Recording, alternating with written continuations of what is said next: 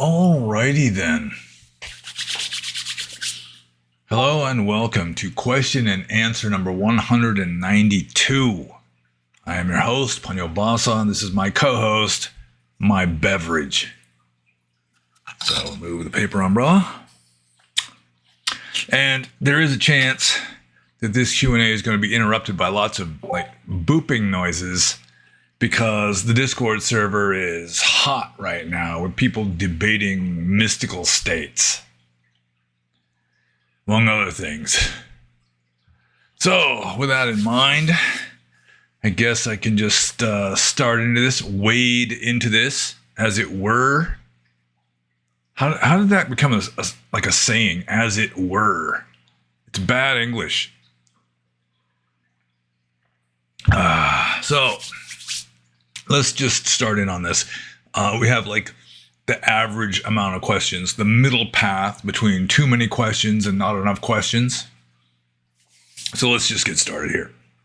First question is from the Saboteur, formerly known as the Saboteurs.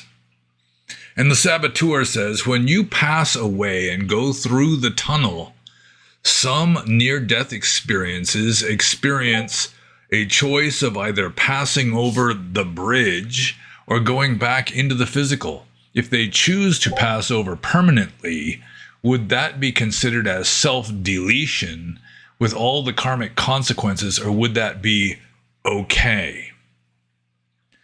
So, already the forewarned booping has been continuing apace. I don't know if you can really hear it, but it's kind of distracting. Like it just happened just seconds ago.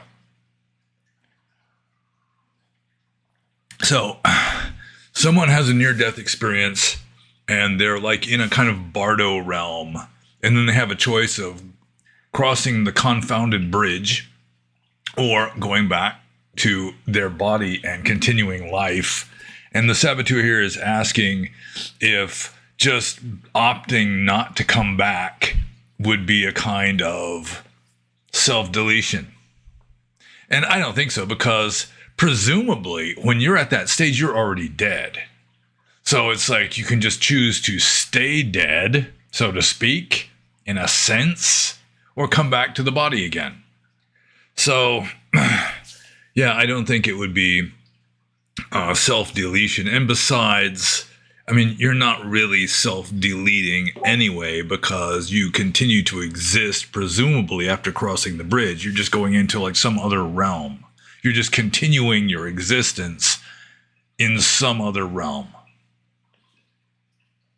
Going with the whole theory that, this is all kind of a legit empirical thing that really happens. And really, I should have probably made an announcement on the Discord server to stop debating vociferously, because it just makes a beeping noise every single time somebody posts something. And there's two people just going at it hot and heavy right now in a debate sort of way.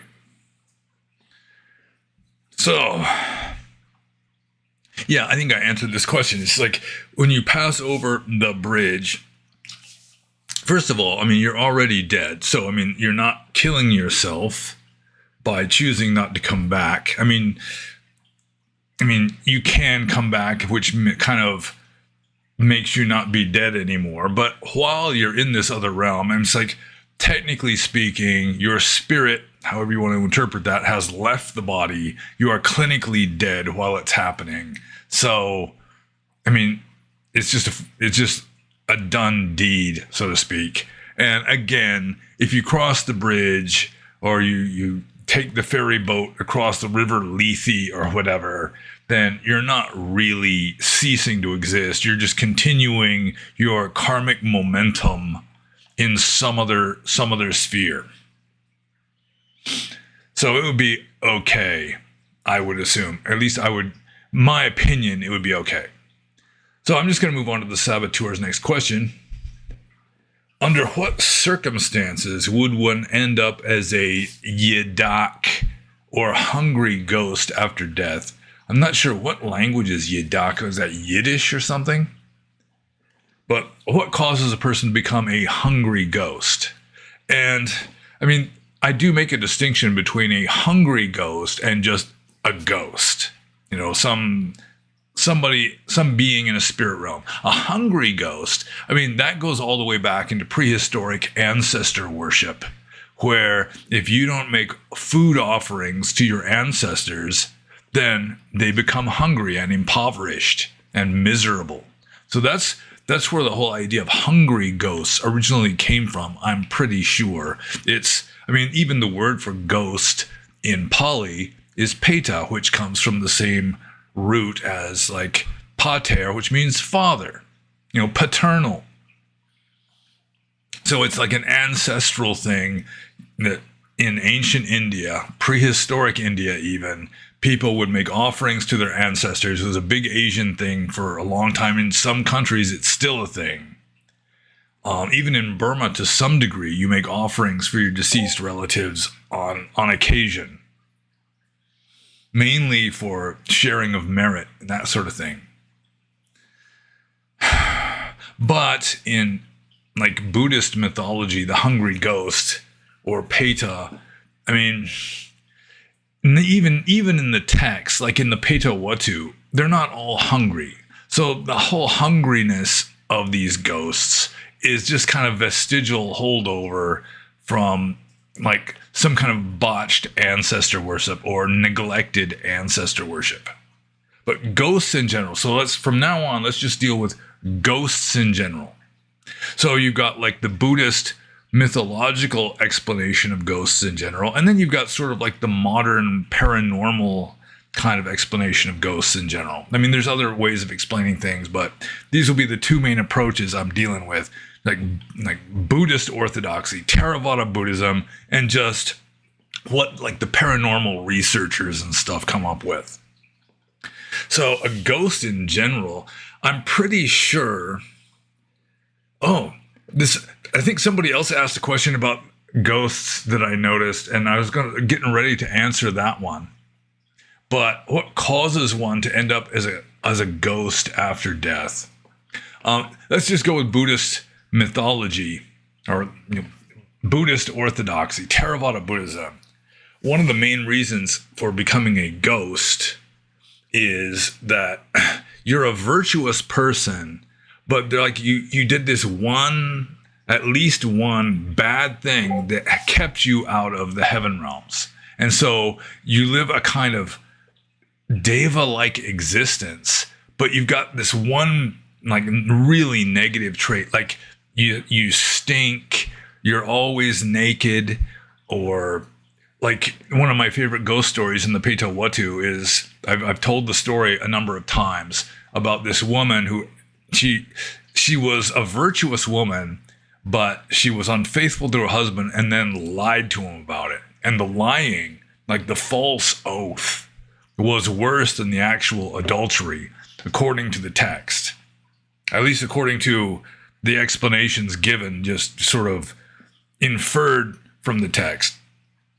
That she lived in this celestial palace, in this wonderful, like, pleasure grove. And she had this retinue of like nymph-like servants and everything, but every single night she'd go into a kind of trance and come down out of her mansion and stand by this lotus pond that was in the pleasure grove, the pleasure park, and this big ghost dog would devour her, and the bones would fall into the pond where they would just regrow a new body, and then she'd climb back out of the pond and go back up and go back to sleep. And they're still debating big time.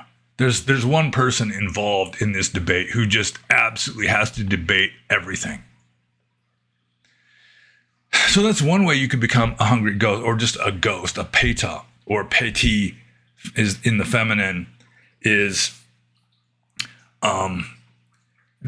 just living a virtuous life, but then like botching it by doing something bad enough that you don't get into a heaven realm. And in Buddhism, there's just this continuum. It's like a spectrum where the highest ghosts and the lowest deva are just right up against each other. I mean, there's not necessarily even a clear line between them. even though one is a higher realm and one is considered to be a lower realm. But then again, there's other kinds of ghosts that are mentioned in the texts, like corrupt monks and nuns, corrupt judges, people who have betrayed their trust, who have been immoral in particularly dishonorable, egregious ways that wind up just really afflicted. I mean, they're down at the lower end of the ghost spectrum, not up close to the devas. There's one mentioned in the text who has elephantiasis of the scrotum, and he has to fling his scrotum over his shoulder to carry it around. And then there's this swarm of ghost crows or ravens or hawks that are pecking at this scrotum, this kind of thing. Or another one is someone just flying through the air on fire, just in this state of just continual distress. I mean, that would be practically being in a hell realm. And it's just some sort of, immorality that caused them to wind up that way. But if you just go with paranormal, modern paranormal research, ghosts would be, and also this is a lot of folklore behind this too, that to get into the ghost realm, often you have to have this strong attachment to something in this world, like your own body or your own possessions, which cause you to haunt. Your spirit just can't bring itself to leave. And so it will haunt the graveyard around the grave just to stay near the body that it still identifies with, or it will haunt its own house because it has this possessiveness over the house, or there's just some kind of unfinished business or attachment that causes the spirit to just kind of get stuck in this realm while not being entirely in this realm. And a lot of what appears to be ghost phenomena are really a kind of energetic echo. And these people are just debating, and there's this one person who's just absolutely addicted to debating and arguing everything. So it's kind of distracting because the computer's just going boop, boop, boop, boop over and over again, which kind of interferes with my chain of thought. Schopenhauer wrote an entire essay on why it is that intelligent people don't like noise, but people that aren't as intelligent actually kind of like it. But I digress. So, some of what is considered to be ghost phenomena is energetic echoes. There's some kind of strongly emotional event that occurred in an old house, for example, that just causes people to see this apparition. It might be clear, it might be just vague and indistinct, but this apparition is just doing the same thing over and over again. It's like this lady dressed in mourning, dressed in a long black gown, just comes out of a bedroom and walks to the staircase and disappears. That's all they see of her, just every time. So something like that it's not really a being necessarily. It's just a kind of energetic or psychic echo. Also, poltergeist phenomena. Nowadays, the parapsychologists will say that is really not a ghost at all. It's RSPK, recurrent spontaneous psychokinesis, usually centered on an emotionally troubled adolescent. Just their inner turmoil is manifesting outwardly as just weird things happening. So, this question, under what circumstances would one end up as a hungry ghost after death? It depends on how you interpret hungry ghost. The hungry ones, as a general rule, go back to neglected ancestor worship, or just ghosts in general. Usually it's not a highly advanced mind that is taking samsara literally, considers this to be reality. Their home, their body is just reality, and they just cling to it so that it prevents them from moving on into the next realm, the next sphere, supposedly. And with regard to yidaks, I don't think I've ever come across that term before, a yidak. But my best answer is mainly what would cause you to be a ghost is not a highly evolved mind that is strongly attached to something in this world. And a lot of people say, like a lot of sources will say, that a lot of ghosts don't even realize that they're dead. They're just kind of like sleepwalking. They're not fully conscious even to the level of a human being. They're kind of like in this murky kind of dream world, and they just don't realize that they're dead. So I'm just going to move on to the next question. This is from Philalethes. And Philalethes says, since usually you wade into the questions, I must ask, is the body of water that the questions comprise deep or shallow? Well, if you can wade all the way to the other side, it's not going to be over your head, I assume. I mean, I don't know how deep the water has to be before you're no longer wading. Wading usually implies that it's, no more than about chest deep, I guess. But some questions are deeper than others. It's a metaphor. Don't take metaphors and analogies too seriously. And I'm going to move on to Philalethes' next question, which is continuing with this theme.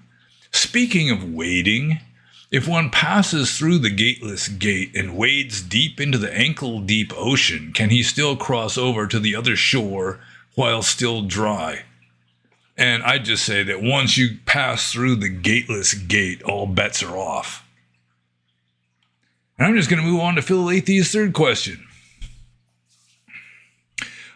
According to certain traditions, if you meet Buddha on the road, you ought to kill him. What ought one to do if one bumps into Buddha up in that club, so to speak? And I didn't even know what up in that club meant, and he gave his explanation for it, which I don't fully remember. So I'm going to have to hobble along with this handicap of not remembering exactly what up in that club means. But I think it means like on his own terms, you're like relatively advanced state. But he says, let's just get back to the start of this question though.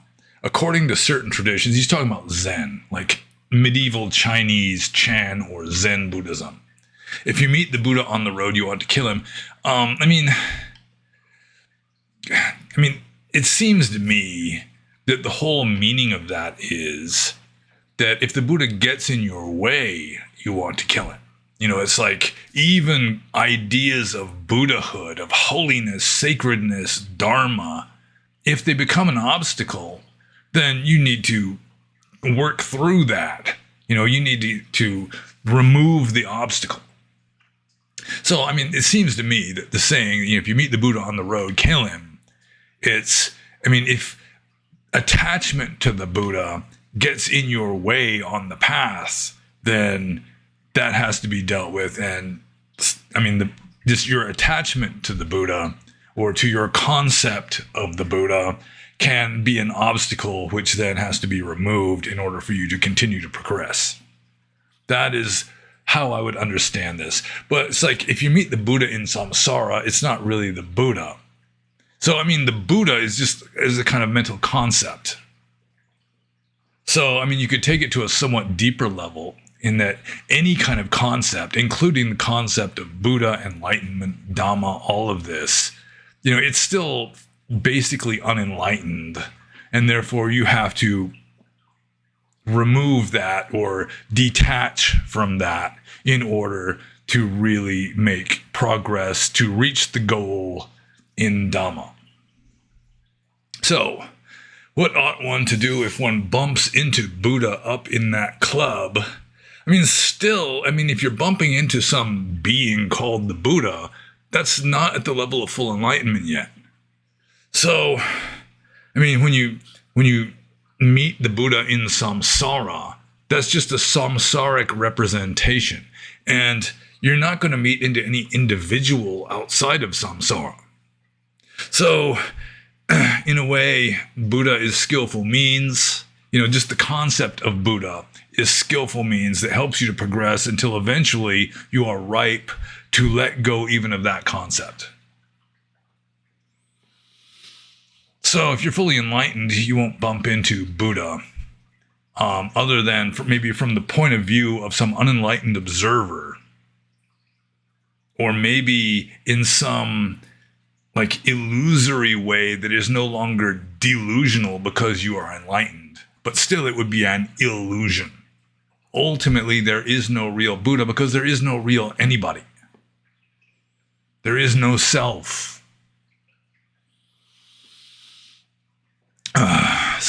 If you meet the Buddha in samsara, you have to bear in mind that it's not really the Buddha. It is your unenlightened perception of what you consider to be the Buddha. And that would imply down on this planet or in any other realm in samsara, any of the 31 planes of existence. So I guess I'm just going to move on to the next question. This is from Fred. And Fred says, was the Buddha's goal to snuff his spirit? And it's hard to say exactly what the Buddha's goal was before he was enlightened, because the man lived approximately 25 centuries ago, and all we really know about him are legends. Plus maybe a little bit of archaeological stuff. So exactly what the Buddha, or rather the yet to be Buddha Bodhisattva had in mind, we can only conjecture, we can only guess. I would assume that the Buddha was following the kind of archaic Shramana tradition that had its roots going all the way back into prehistoric times before the Indo-Aryan invasion that Indians and Hindus will mock at. But archaeology is fairly solid that there was an Indo-Aryan invasion of northwest India around 1500 BC. And so this Shramana tradition that Buddhism is largely based on, Jainism, Sankhya, proto-yoga, the extinct Ajivaka traditions, all of those were more based in this prehistoric Shramana or ascetic tradition than in later Vedism. And some of these Shramana traditions apparently were trying to snuff the spirit or just sort of eliminate anything samsaric. Just escape from this world. Although, if I think about it, it seems like the Jains, for example, they weren't trying to snuff their spirit. They were trying to purify it so that it was no longer trapped in this world. They believed in a jiva, which is like a soul. Literally, it means life. That when you eliminate all karma weighing down the jiva, it just floats up into a kind of eternal heaven realm. And I think the Ajivakas also had some kind of similar idea. So it may be that this archaic Shramana tradition wasn't really trying to snuff the spirit, although I wouldn't at all be surprised if there were certain schools that were trying to do just that. But again, we really can't know what the Buddha believed in, for example, before he became enlightened, before he started the wheel of Dhamma rolling. But I would be kind of skeptical of that. It might be more that he was just trying to liberate his spirit or try to break through samsaric illusion to get to reality, which may or may not be interpreted as spirit. And I'm just going to move on to the next question. This is from Siovakshan Sipad Zidana, who asks 3 questions. The first question is one word, and the next 2 questions are essays. But the one word question is just thoughts, and he includes like a YouTube short with the title of "Life Isn't a Drug-Tested Sport." And it's this young guy, apparently like Generation X. No, not Gen X. He's younger than that. Gen Z. I mean, he looks younger than a millennial. Well, millennials are Gen Y, I would assume. So, I mean, he's this young guy wearing a t-shirt, the kind of young person hair and everything. And he's just talking about how there's all these kind of health supplements and boosters and so forth. And because we're not athletes having to take drug tests, if it seems to work, just go for it, because all that matters is results. I mean, that's an exact quote from the video. All that matters is results. So if you can make yourself seem younger, boost your testosterone, make yourself healthier by taking these supplements or treatments or whatever they are, go for it. And I mean, there's some common sense to that. I mean, to some degree, the person is hyper-samsaric. He seems to be just locked into, samsaric virtual reality. Now I got a Roomba that's having some kind of technical difficulties back there, making lots of noise and banging into the wall. So, the guy seems to be, he's just this cocky young guy who is just hyper-samsaric, so to speak. And so, he doesn't really have this idea that we are generating our own reality. It's just like, if you have faith that these things will work, then in a way you're using that as a kind of crutch to get the result that you want. Although ultimately it's not really necessary if you can rise above the attachment to the samsaric phenomena. That is all mind-made, although this cocky young guy in the video probably doesn't believe that at all. That he is probably fairly materialistic. And so long as you are materialistic and believing that this stuff is real, then you have to take medicine when you're sick. You can't just faith heal yourself because you think it's impossible. So, the person and everyone, I guess, should bear in mind that positives and negatives balance out. Any positive you go for is going to have negative consequences too. This is positive and negative, plus and minuses, is always going to balance out. That's how the whole universe exists, by having all the pluses and minuses balance out to zero. But, there's nothing necessarily wrong with taking health supplements, vitamins. People have been taking those for a long time. Just eating health food, exercising, breathing fresh air. Taking some of these technologically innovative chemicals, like the guy says in the video, a lot of them are just thoroughly tested by the FDA and they're safe. So why not? My woman bought some creatine gummies recently, and I've been eating a few creatine gummies every day just because they're there, and it's kind of like eating candy anyway. Although I wouldn't have gone out and bought them myself. So, my thoughts on this little video that Siovakshin Sipa presented. He's really into presenting videos or essays or things that can't be cut and pasted and asking questions about it, so that I gotta do the work of watching the video or reading the article, or at least typing out a transcript of this screenshot that he took.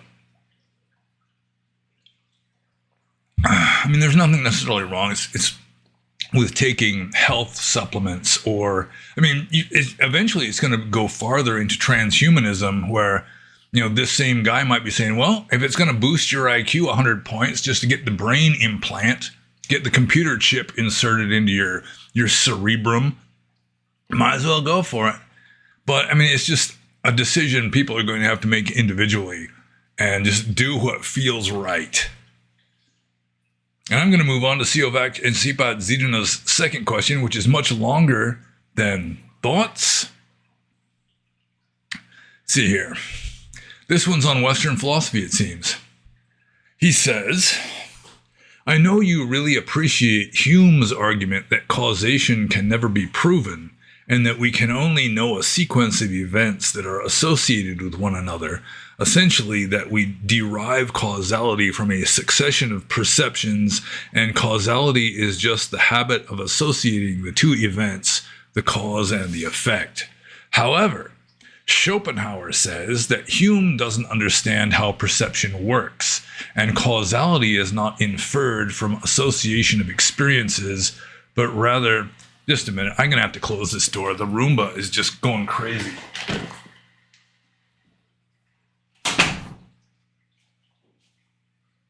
Right outside the door, getting lost and not knowing which way to turn.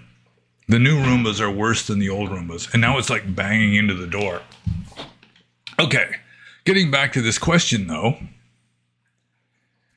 However, Schopenhauer says that Hume doesn't understand how perception works, and causality is not inferred from associations of experiences, but rather when the sense organs are stimulated. The intellect automatically interprets the stimulation as an effect and instantly projects a cause into space, creating an objective representation of the world. Thus, causal inference forms the basis of perception of objects and an outside world itself, and isn't just a habit of association. Okay. He is criticizing Hume for assuming we derive the principle of causality from experience and deducing it rather than being something that forms the basis of perception itself, and an assumption the mind makes even prior to having successive experiences. The mind itself structures the sensory data to be interpreted in a cause and effect manner. This sounds extremely autistic, and I may have completely butchered both their explanations, but do you think Schopenhauer is correct in his criticism of Hume's idea of causality as association of events? Okay, let's go way up to the top of this essay question. And David Hume, one of his more ruthlessly radical philosophical ideas is that we really don't have any direct experience of cause and effect. We just see A followed by B consistently until finally we make a connection, and it's like a post hoc fallacy. After this, therefore, because of this, and we just assume that because B always follows A, that B is caused by A. And Hume points out that even with regard to our own mental processes, you don't really see the causative force. Like, you have the intention to raise your arm and your arm raises, but you don't really feel the causative force between the intention to raise your arm or the will to raise your arm and the arm actually raising. That it's just an inference. Schopenhauer tended to mock other philosophers quite a lot. I mean, especially Hegel, but still, he didn't have a lot of use for Hume, apparently. And he does point out an exception to Hume's supposition. I remember in reading The World as Will and Representation, Schopenhauer points out an obvious example of A following B over and over again, and nobody really assumes that A causes B, and that is day and night. Night follows day, and day follows night, just on a daily basis, but we don't start thinking that day causes night or that night causes day. So I don't remember this article that, or this argument that C of Action Sipatzina raises that Schopenhauer made against Hume, but I do fairly clearly recall that Schopenhauer did point out this obvious exception to Hume. The thing with Schopenhauer is that, I mean, Schopenhauer and Hume had two different approaches. Hume was an empiricist. Hume just observed what he was able to observe and then tried to interpret that with as little supposition or conjecture as possible. Schopenhauer, on the other hand, was a more old-fashioned kind of philosopher, where he would just build this system largely just because it made sense to him, but he couldn't really prove a lot of it. It was just that it just seemed like an elegant theory, and he liked it better than other theories, and so he went with it. So, I mean, Hume, he really wasn't trying to, work out intellectually a process so much as like, I mean, he was just trying to be aware of what there is. And I have to admit, I don't consider Hume or Schopenhauer to be infallible oracles. Like Schopenhauer, he just mocked the idea that organisms necessarily arise from like spores or seeds or something. I mean, he was this arrogant advocate for spontaneous generation, which was still believed in like the early 1800s when he was writing. So like maggots arising in raw meat, Schopenhauer just scoffed at the idea that there would have to be like mold spores in order for bread to get moldy, or for fly eggs in order for maggots to arise from rotting meat. I mean, he just mocked people who believed this stuff. He was not infallible. Also, just his Platonism, his idea in like eternal ideas. You know, he had this idea that like the Platonic ideal of inanimate matter is the element, if I remember correctly. When you get into life, most life, the Platonic ideal of most life forms is the species. But when you get into humans, he considered the Platonic ideal of a human to be the individual human. That we are our own Platonic ideal, at least like our spirit is. Our will, if you will. So that kind of stuff from Schopenhauer, I wasn't entirely impressed with. I'm not a Platonist. And I do have a degree in biology, and I know that he was wrong with regard to spontaneous generation, at least in most cases. Bread goes moldy because mold spores get onto it, and then the conditions are right with moisture and so forth. It gets moldy. Or at least bread used to get moldy before they added all the chemicals to keep it completely fresh for months at a time. But Hume also, I mean, some of his philosophy, like he starts off with the impression, which is kind of his concept for perceptions. You just have like this mental image or mental form, like a mental impression.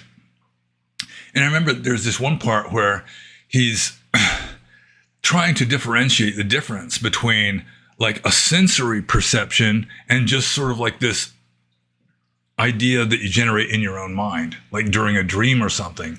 And the difference is that the sense impressions are livelier. I mean, he's not going to just suppose that there's an external world out there that's causing it. So he just says that our sensory perceptions are like livelier.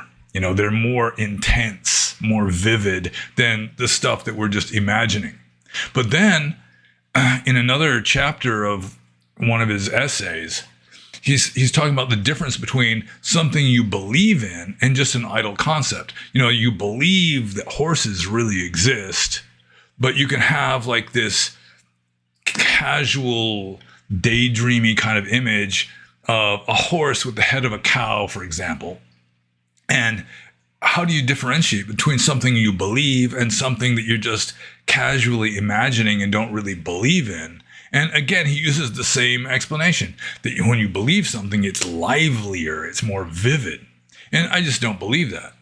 I think all perceptions are a kind of belief. It's just that what we consider ourselves to really believe are beliefs that are or like concepts that are interlocking. You know, they form a coherent whole so that like this perception is connected to other perceptions, which I think belief works more along those lines.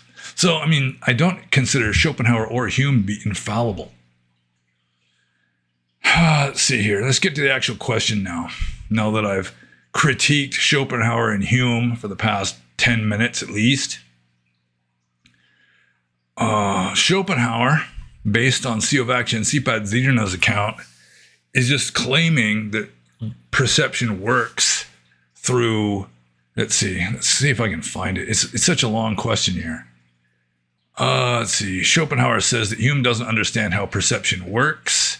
Yeah, Hume is just talking about impressions.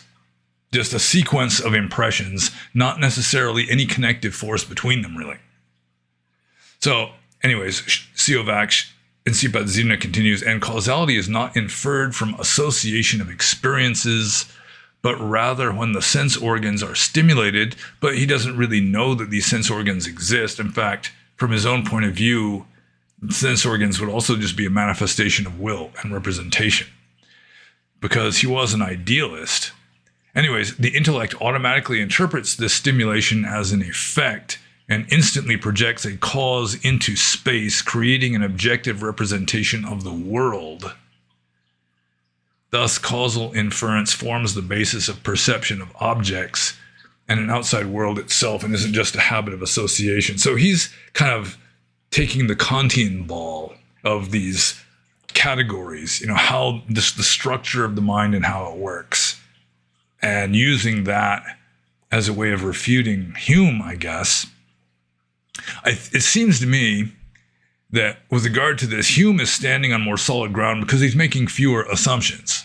Although, as I say, he really has difficulty like explaining the difference between a belief and a non-belief, or like a sensory perception and just an idle mental perception, that kind of thing. That he does have difficulty with that. So let's just continue here again. He is criticizing Hume for assuming we derive the principle of causality from experience and deducing it rather than being something that forms the basis of perception itself. Well, I mean, Schopenhauer is assuming that. I doubt that he could really prove it. And an assumption the mind makes even prior to having successive experiences.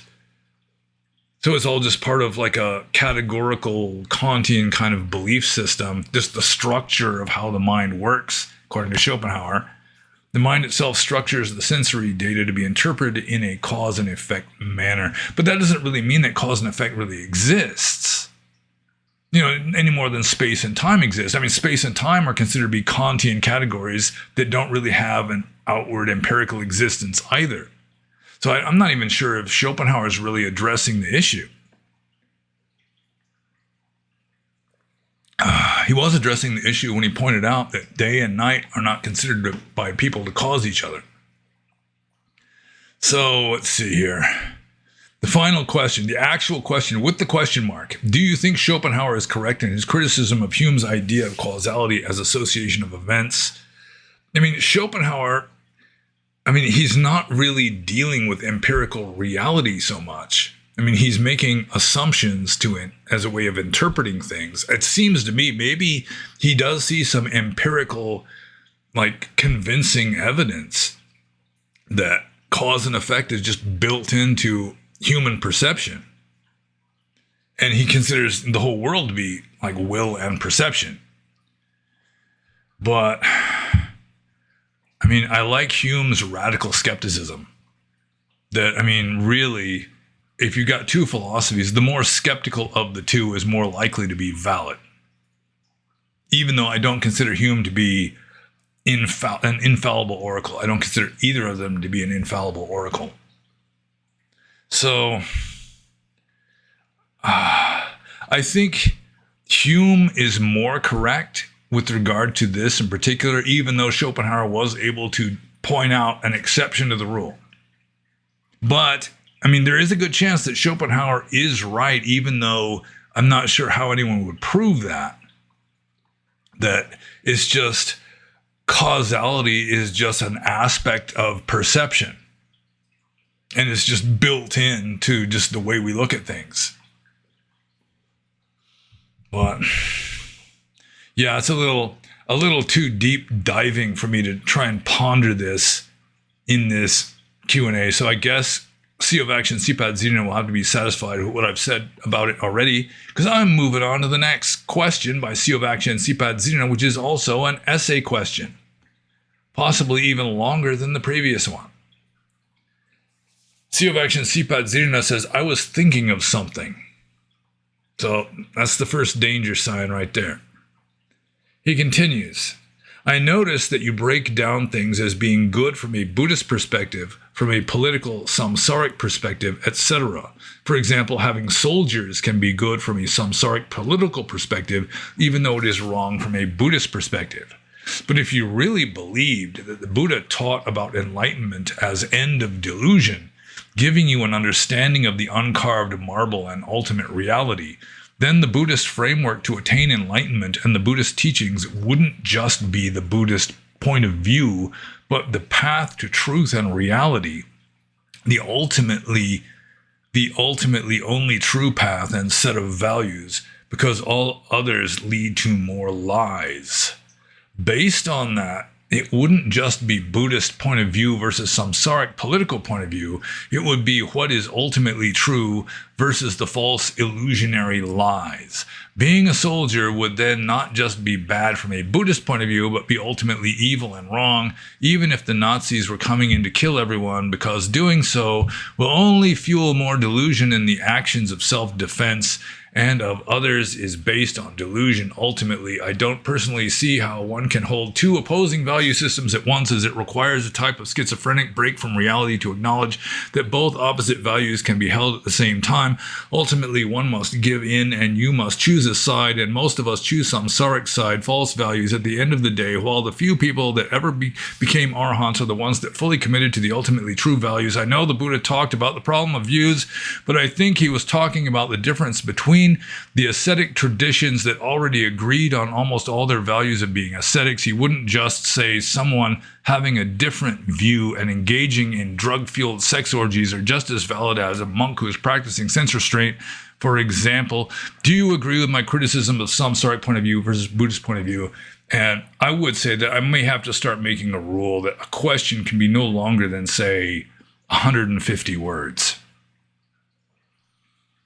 So, he's talking about how a person living in the world, I mean, you can have Buddhist values, but if you're living in the world, you are like a participating member of the social contract in samsara, then you have to have like values that are to some degree in conformity with that. Let's say, for example, you have a wife and children. You have to protect your wife and children. I mean, sometimes in the commentaries, or I met an Australian man who was like this, where, I mean, allegedly, I mean, he wouldn't even defend his wife from an attacker because violence is wrong. You know, it's like, if I asked him once, if somebody assaulted your wife, I mean, would you just stand there? And his answer was, it would be your own karma.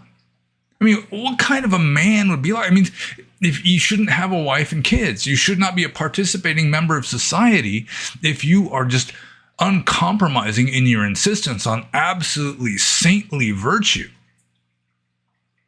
Just go out into a forest and meditate. But, I mean, what Sivakshan Sipat Zidna here is implying seems to me to be false, in that he's saying that Buddhist teachings would be ultimate true with regard to right and wrong, but they're not. I mean, that's just samsara too. It's all just samsara. It's all illusory. To some degree, it's all delusional.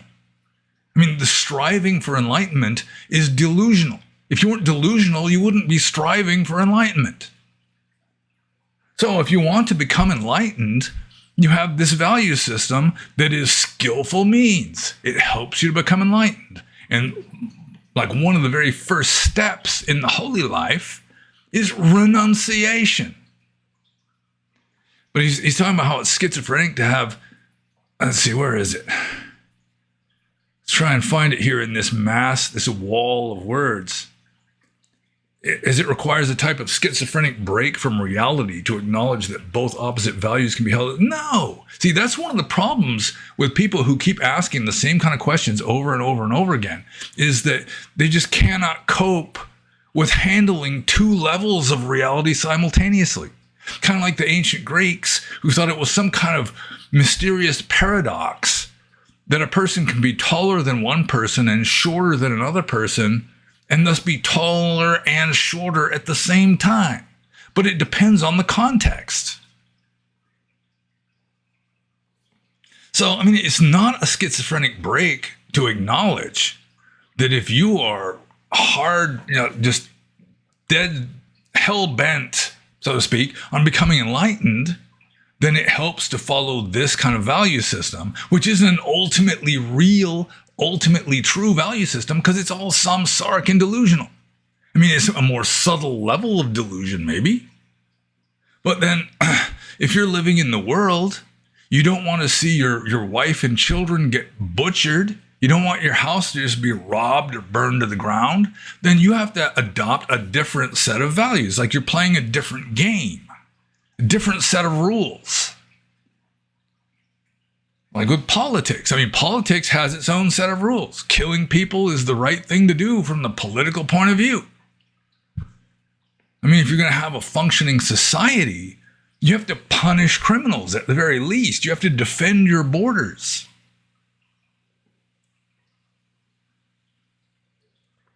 And it may be delusional, but then again, striving for enlightenment is also delusional because, as I say, if you are already enlightened, you wouldn't be striving for enlightenment.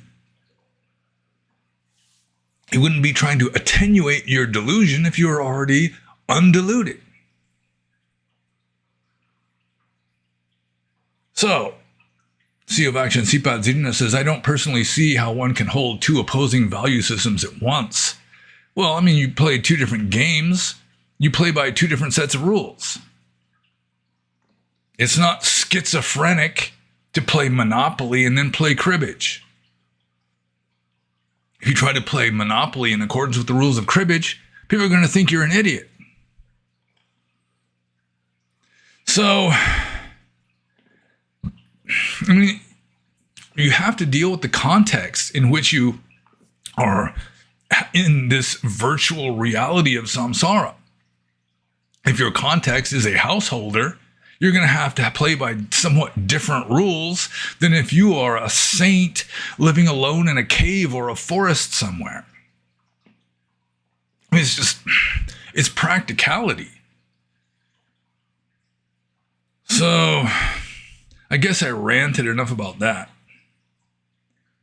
So the question here, the one sentence question at the end of this, do you agree with my criticism of samsaric point of view versus Buddhist point of view? No, I don't.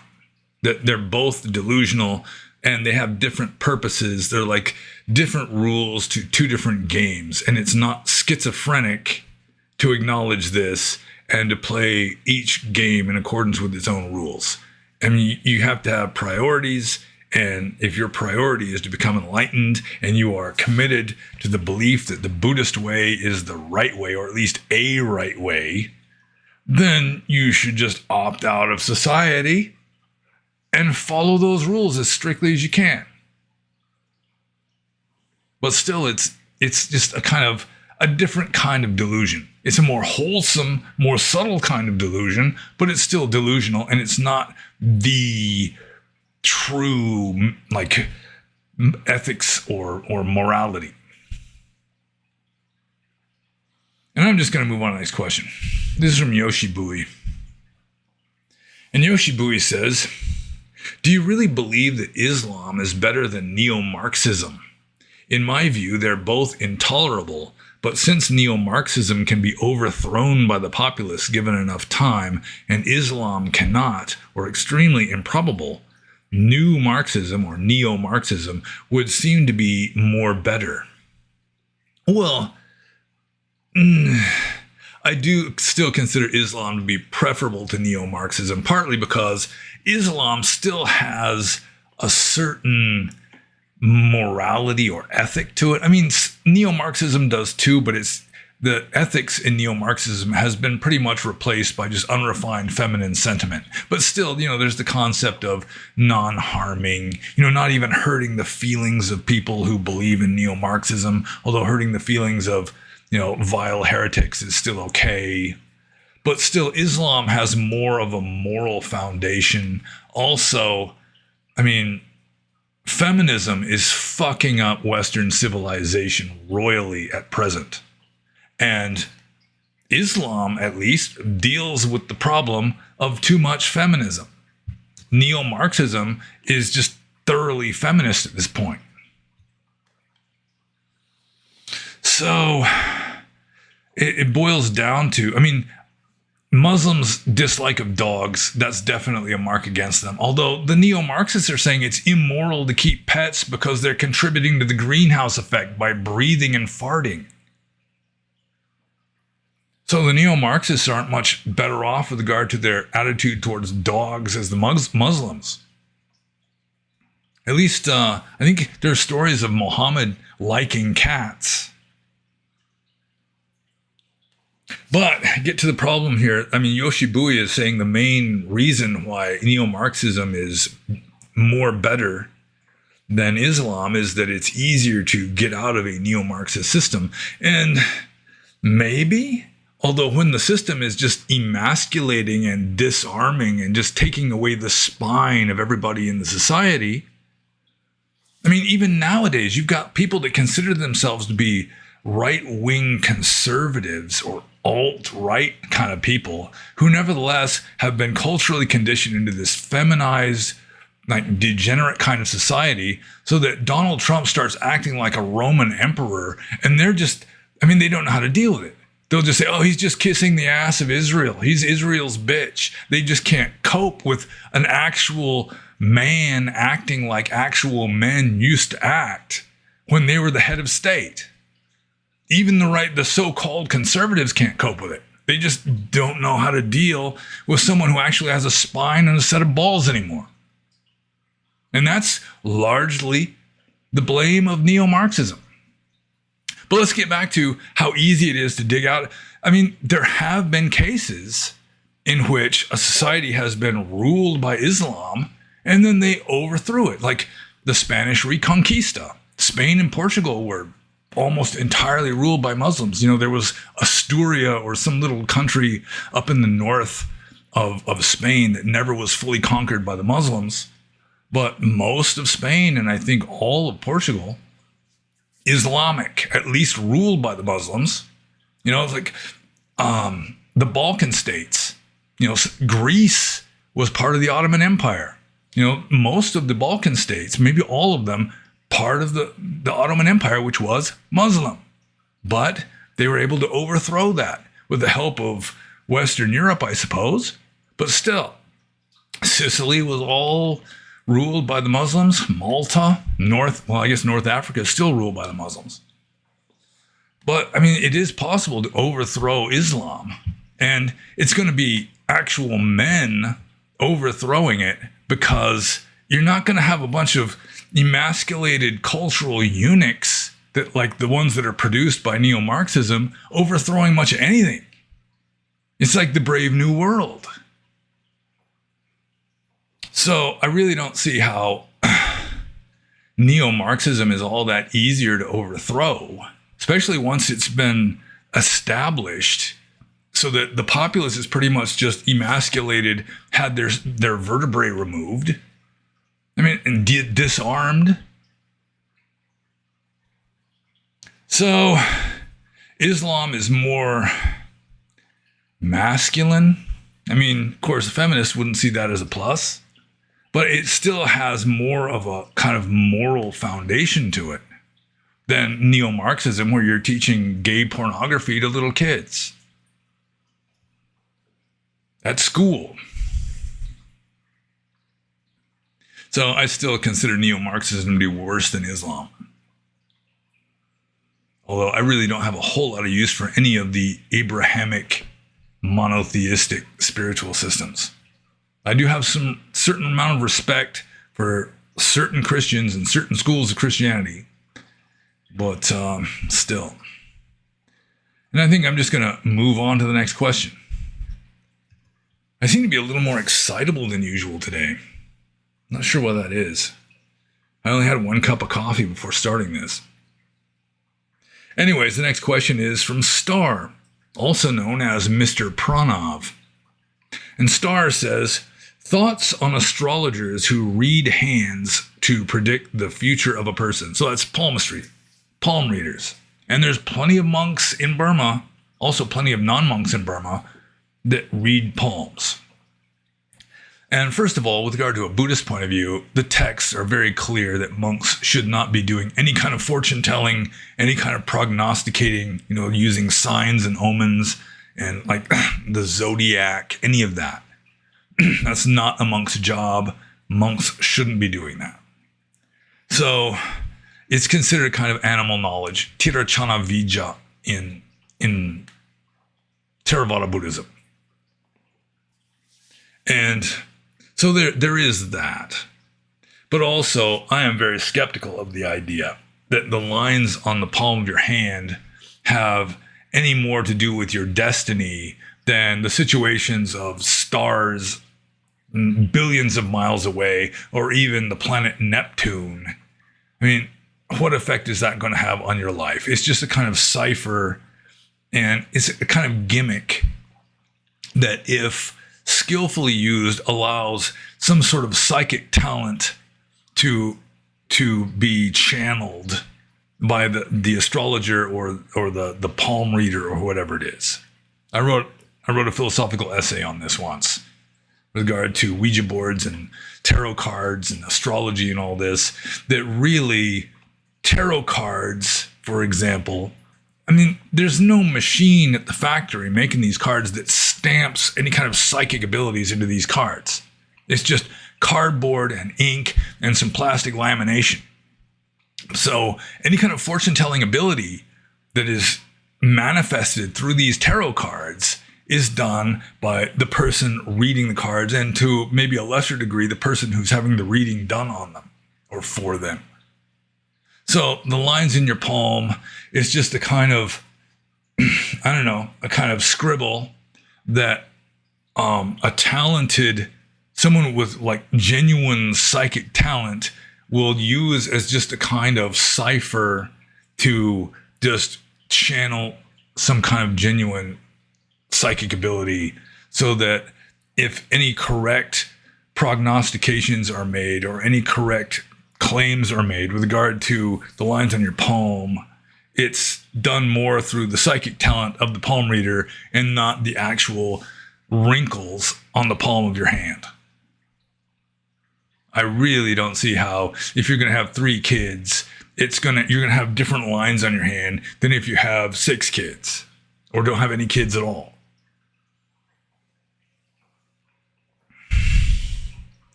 So, those are my thoughts on astrologers who read hands, or palmists, I guess they'd be called. Yeah, I mean, the Buddha discouraged it. At least he discouraged it for monks. It's just considered to be animal knowledge. It's not really dharmic. It's just kind of, superstitious stuff. But also, I mean, there can be accurate or genuine, like, useful information derived, but still, I think it's more the psychic talent of the palm reader rather than the actual wrinkles on the palm of your hand, or the positions of the stars at the moment of your birth. And so I'm just going to move on to this question. This is from Cherzaskazis, formerly known as Cherzaskazis.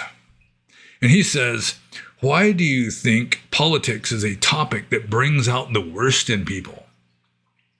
And I already mentioned to him that it's because, I mean, partly in joke, in jest, I said, well, it's because politics has replaced religion in the West. And religion has brought out the worst in people too. There's, the Holy Inquisition and just burning of witches and all this horrible intolerance and blood flowing in the streets in Byzantine Anatolia over whether the Holy Spirit emanates directly from the Father or indirectly from the Father through the Son. There are people that killing each other over this stuff. So politics is a topic that brings out the worst in people because people believe strongly about politics, just as people more in the past than in the present, but to some degree in the present now, believe strongly about religion. Anything that people believe strongly about, they're going to have more vehement and sometimes violent attitudes with regard to people who disagree with them. So that, in my opinion, is why. And I'm going to move on to Cherzaskaz's second question. He says, does perception more or less equal delusion, illusion? Yes. That's an easy one. I mean, just a few Q&A videos ago, I was saying that, perception is delusion, is samsara. The 3 are equivalent. So it's not so much more or less, it's more. that perception is delusion or illusion. Just assuming, just second guessing the mental states of a fully enlightened being, we could say that, if they still are perceiving houses and trees and clouds and birds and all that, then it would be an illusion rather than a delusion, because they no longer believe that it is ultimately real. But yeah, perception is delusion, or at least illusion. It's just conjuring up some symbol that people mistake for reality. Okay. Yeah, so like the purpose of Dhamma, like of meditation, the holy life, spiritual practice, is to attenuate perception until you can see through it. And then you are no longer deceived by it. So I'm just going to move on to Trezaska's third question. Okay, this is the question that I thought I was answering above, because I remember seeing this question. I forgot that there were two questions about ghosts. Trezaska's asks, with people reborn in ghost realm, are they reborn as infants and grow there like humans and animals there? And I think I can, to some degree, just combine Buddhist tradition with, what the evidence, modern evidence indicates, that I don't think you have baby ghosts unless maybe a baby died and became one. Like I said in answer to the first ghost question, a lot of ghosts are beings that don't even know that they're dead. They're just like a continuation of the same person through a more subtle sort of body, and definitely a kind of cruder, kind of sleepwalking kind of mental state. So yeah, they'd be just spontaneously arisen. I think in Theravada Buddhism, you get 4 kinds of life. There's born of moisture, which kind of goes with Schopenhauer's spontaneous generation theory. Born of moisture, born of eggs, born of a womb, and spontaneously arisen, which is like in the Deva realms and apparently also in the ghost realm, probably in the hell realms also, where you just poof into that realm fully grown. I guess some of the lower Deva realms, you can have baby Devas. I do recall a story in Vinaya of a tree spirit, like a low-level Deva, a terrestrial Deva, that did have a baby. I think there's several stories like that. So animals, humans, and terrestrial Devas can have babies, but ghosts and like Brahmas, hell denizens probably. I don't know about asuras. You don't hear a lot about asuras in the texts. That they're just manifest, fully grown, fully developed. Poof. So, yeah, I'm pretty sure that if you're reborn in the ghost realm, that as a general rule, you're like a version of your previous existence. That seems to be the indication. I've never heard of a baby ghost before, other than like child ghosts. Like you watch the ghost shows, Ghost Hunters and all that. Occasionally, or like Kindred Spirits, or what's the Dead Files. There's all these ghost shows you can watch.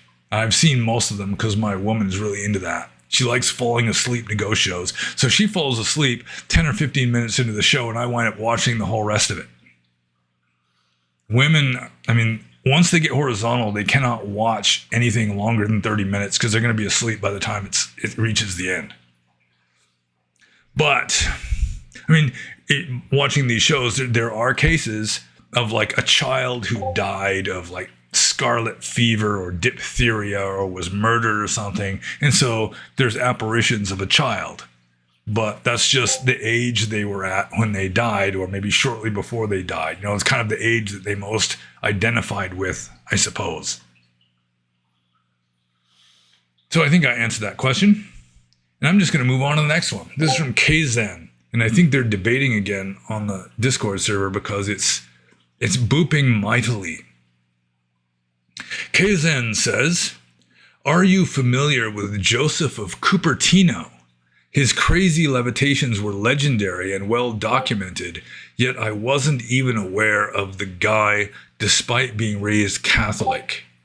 I have read people just debating like crazy. I really should have made an announcement. Please don't engage in like rapid fire vehement debates because I'm going to be doing a Q&A video. Let's see. So Kazan asked me if I'm familiar with Joseph of Cupertino, and I'm not sure if this is the same person. I'm guessing maybe it is. But there was some Catholic saint, kind of early modern times, like Reformation, Renaissance times, I'm pretty sure, who was famous, infamous for levitating a lot. So that there was some sort of high-ranking government minister who hid under a staircase in order to watch him levitate. And I mean, he saw him levitating. He was hiding under a staircase, kind of spying on him because he wanted to see him levitate. Sure enough, the saint levitates, or I don't know if he was canonized or not.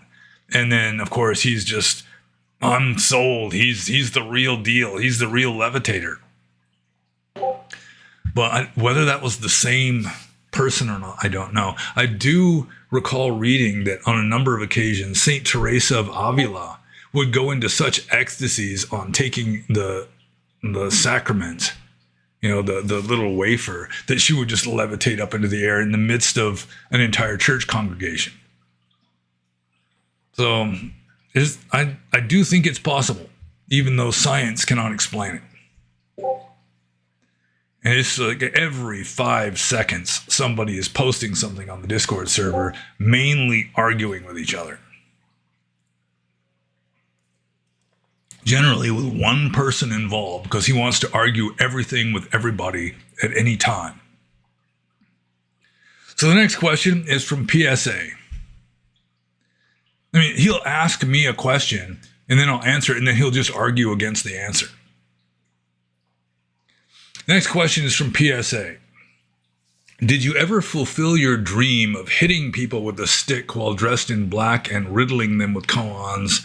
No, I went a different direction in life. I became a Theravada Buddhist monk who dressed in a kind of yellowish, reddish brown, and it was against the rules for me to hit anybody with a stick. I did talk in riddles sometimes, but not very often. So that's what you get when you become a Theravada Buddhist. The options of hitting people with sticks are greatly diminished. PSA's second question.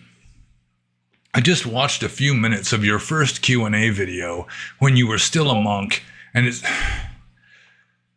the same guy. The same guy, and he's arguing. I can read like what he wrote up in the corner of the computer. Arguing. PSA says, I just watched a few minutes of your first Q&A video when you were still a monk, and it's incredible how much you've changed. I'm hairier now, for starters. Right now, you appear way more relaxed, loose, and maybe even happier. Every 5 seconds, the Discord server is going boop, boop, boop. I'm going to have to start over. I just watched a few minutes of your first Q&A video when you were still a monk, and it's incredible how much you've changed. Right now, you appear way more relaxed, loose, and maybe even happier. A little bit frazzled and distracted. Is this a correct assessment, or was your former rigidity due to your serious commitment to observing the precepts while you were a monk, and it had nothing to do with your inner level of contentment? Okay, yeah, my early Q&As, I was still a monk. And I was more formal, less emotional, just kind of, I almost said flatlining, but that doesn't mean monotone. Kind of talking more in a monotone. And partly it was because I was just starting these Q&As. I was just starting doing videos, really. Maybe I was kind of doing some back and forth dialogue videos with Brian Rue before I started doing Q&A videos. Yeah, I'm pretty sure I was. But still, just doing a solo video where I just sit in front of a camera and just talk to an invisible multitude, if that's not self-flattering, referring to you guys as a multitude. Hundreds of you anyway. It was a little bit, I wasn't like used to it yet. So there was a little bit of that, just kind of the formality of just giving a speech to, when I wasn't used to it yet. So there was some of that.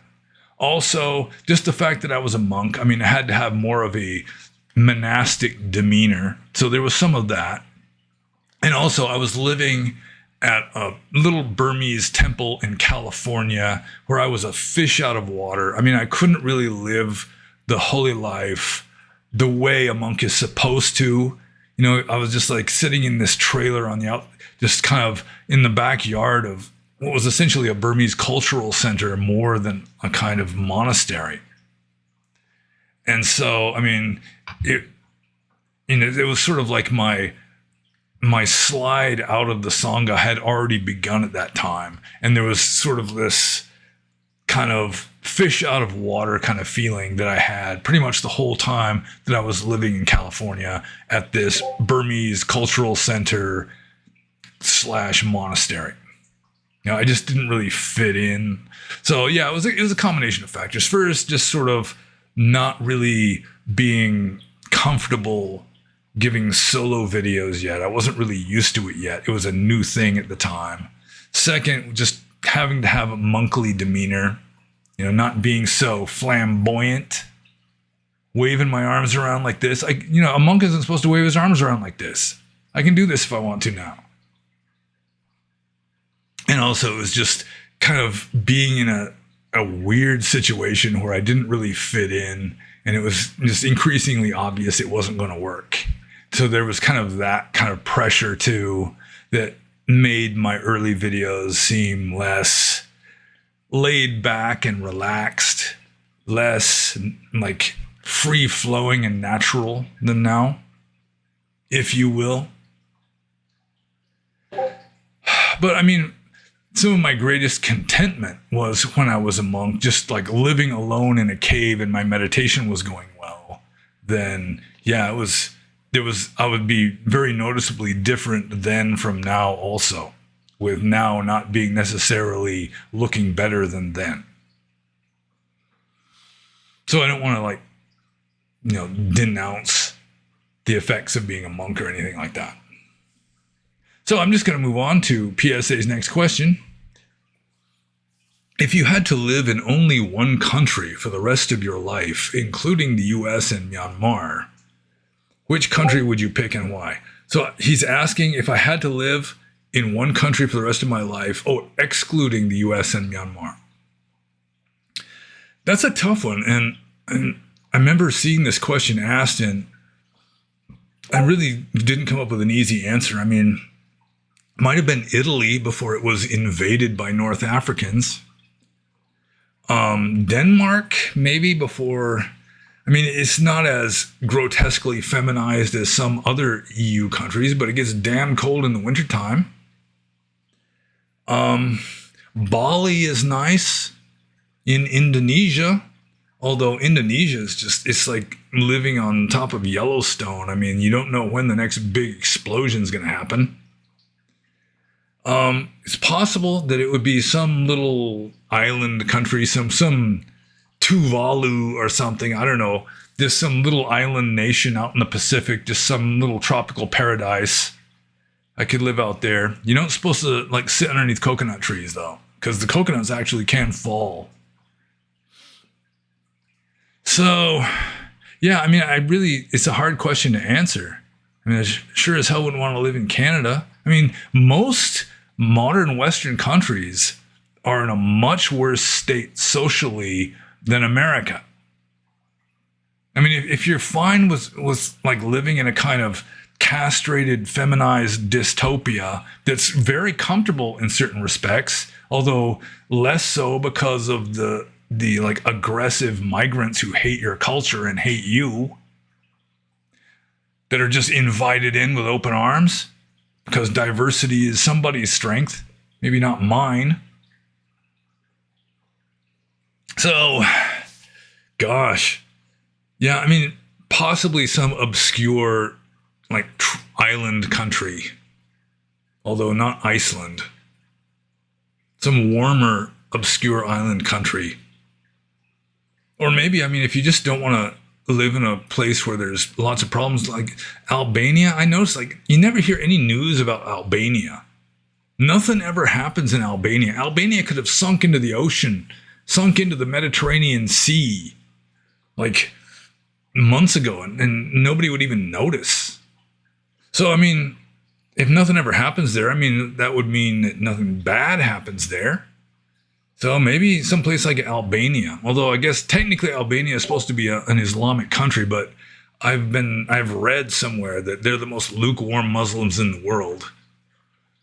So I guess that wouldn't be too much of a problem. Argentina, maybe? It's hard to say. I mean, I'd have to really, like, investigate, have to do some studies. Like, what country? I mean, maybe I could just ask Grok, just feed in my preferences and ask Grok what country I should live in, and it'll spit out an answer. But I haven't done that. So I'm guessing maybe like Albania, Argentina, or maybe some tropical island country, of which there are many. And I'm just going to move on to the next question. This is from Romeo. I was just checking the time. Not because I'm getting bored or anything. It's good. It's a good idea to like know how far into this. Like if I'm being too long-winded, so that it's taking like a very long time just to answer one question. It's good to know because I don't want to have a 4-hour-long Q&A video. And my first beverage is a Dead Soldier. And I didn't make coffee before this, so I'm going with 2 energy drinks. And I've done it before, and I know for a fact, that it is generally non-lethal.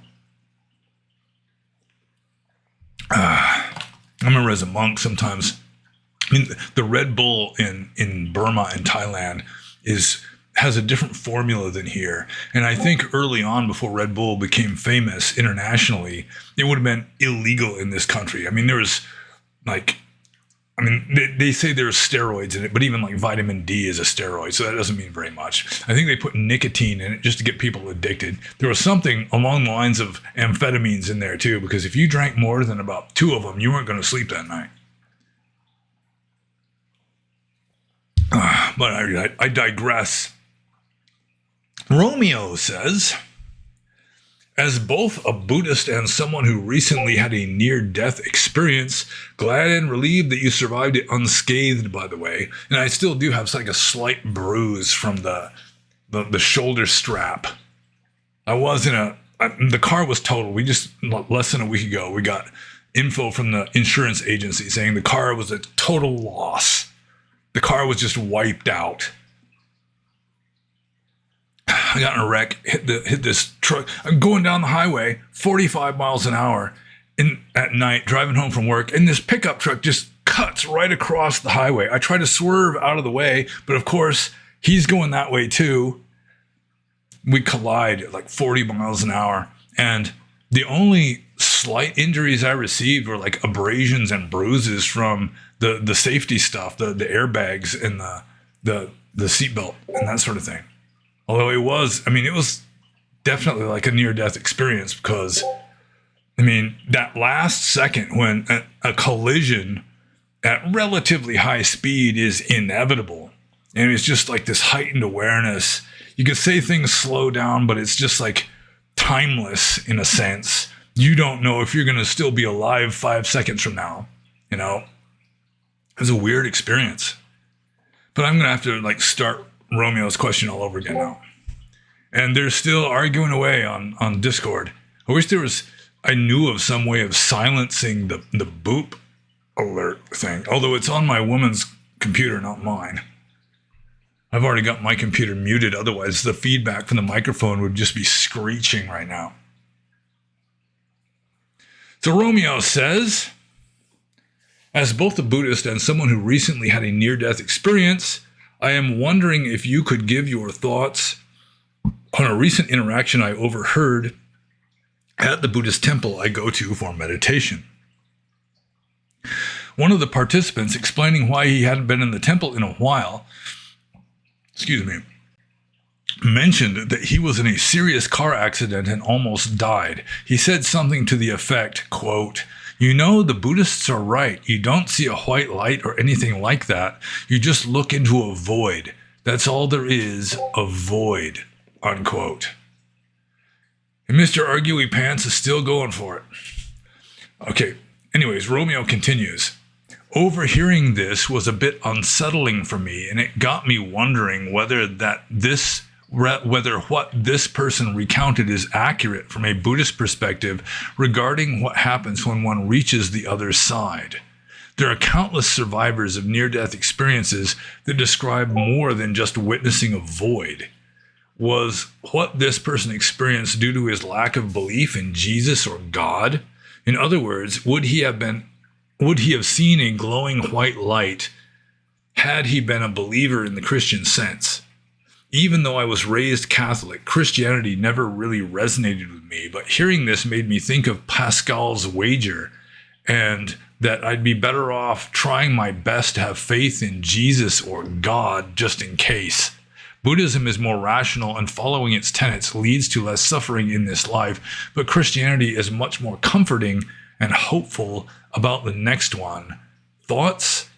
Well, first I'll address this very last statement here. Christianity is much more comforting and hopeful about the next one. What about many are called but few are chosen? If you go with the actual Bible, not just what Christians believe nowadays, where, oh, he's in heaven now. According to Jesus himself in the Bible, most people, including most Christians, are going to burn in hell forever. Which was kind of a poke in the butt for a lot of those medieval saints. I mean, they were convinced if, this is our only chance, you better be a saint or I'm going to go to hell. So let's see. You had a Buddhist who has a near-death experience and all they see is void. Yeah, I don't think that was necessarily a Buddhist experience. I mean, it may just been, when you have a near-death experience, a lot of it is you see what you expect to see. You see what you think you ought to see. And so there have been weird, like near-death experiences of after you rise above your body, you go into the bright light, you go into like the tunnel with the bright light at the end and come out into like this heaven realm. And there was one case I read about where she gets there and she meets her grandma, who's like her spirit guide. And she leads her through this heavenly, like a housing development with prefab houses and like little landscape gardens and stuff. That was what her imagination caused her to see. Like the Tibetan Book of the Dead, which is Tibetan Buddhist. I mean, it's Tibetan Buddhist, but still Buddhist. It's more like the traditional near-death experience, the bright light, and you're seeing all these different beings. You should remind yourself that they're not real, but still you're going to see all these beings like Buddhas and demons and copulating couples and all this. So I think that this person who just saw a void just kind of thought that was deep down, just thought that's what they ought to see, and so that's what they saw. But from the Buddhist point of view, there's a certain... Let's see. Okay, overhearing this was a bit unsettling for me, and it got me wondering whether what this person recounted is accurate from a Buddhist perspective regarding what happens when one reaches the other side. Well, in Theravada Buddhism, there hardly even is another side. There is no Bardo realm, really, in Buddhism, or Theravada Buddhism. Like in Tibetan Book of the Dead, yeah. But in Theravada Buddhism, if you die, the very next moment you are taking rebirth as another being. So this whole near-death experience stuff really doesn't fit into Theravada Buddhism very well, which to some degree would have me a little more skeptical of the Theravada explanation of things, because since there's such a wealth of information of people having near-death experiences where they're going through all these similar things, the bright light and the spirit guide and all this kind of stuff. So I would say that in this case, the person maybe was not a particularly imaginative person and didn't really have any subconscious expectations. And they just went into a kind of blank. and then just assumed that they were seeing what a Buddhist is supposed to see. But I'm pretty sure all Buddhists wouldn't see that.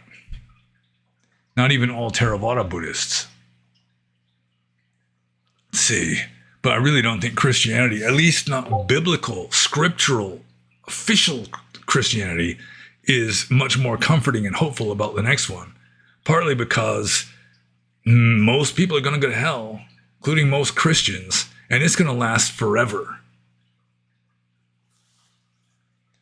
So, yeah, Christianity, I mean, I couldn't really believe it. I mean, it just did not make sense that this Jewish carpenter's son who lived in some podunk province of the Roman Empire is the creator of the universe, who died for our sins, especially original sin, which supposedly was caused by a man made from earth and a woman made from a bone being tricked by a snake into eating a certain kind of fruit. And they're still just arguing away on Discord. Especially the guy who's absolutely freaking addicted to arguing.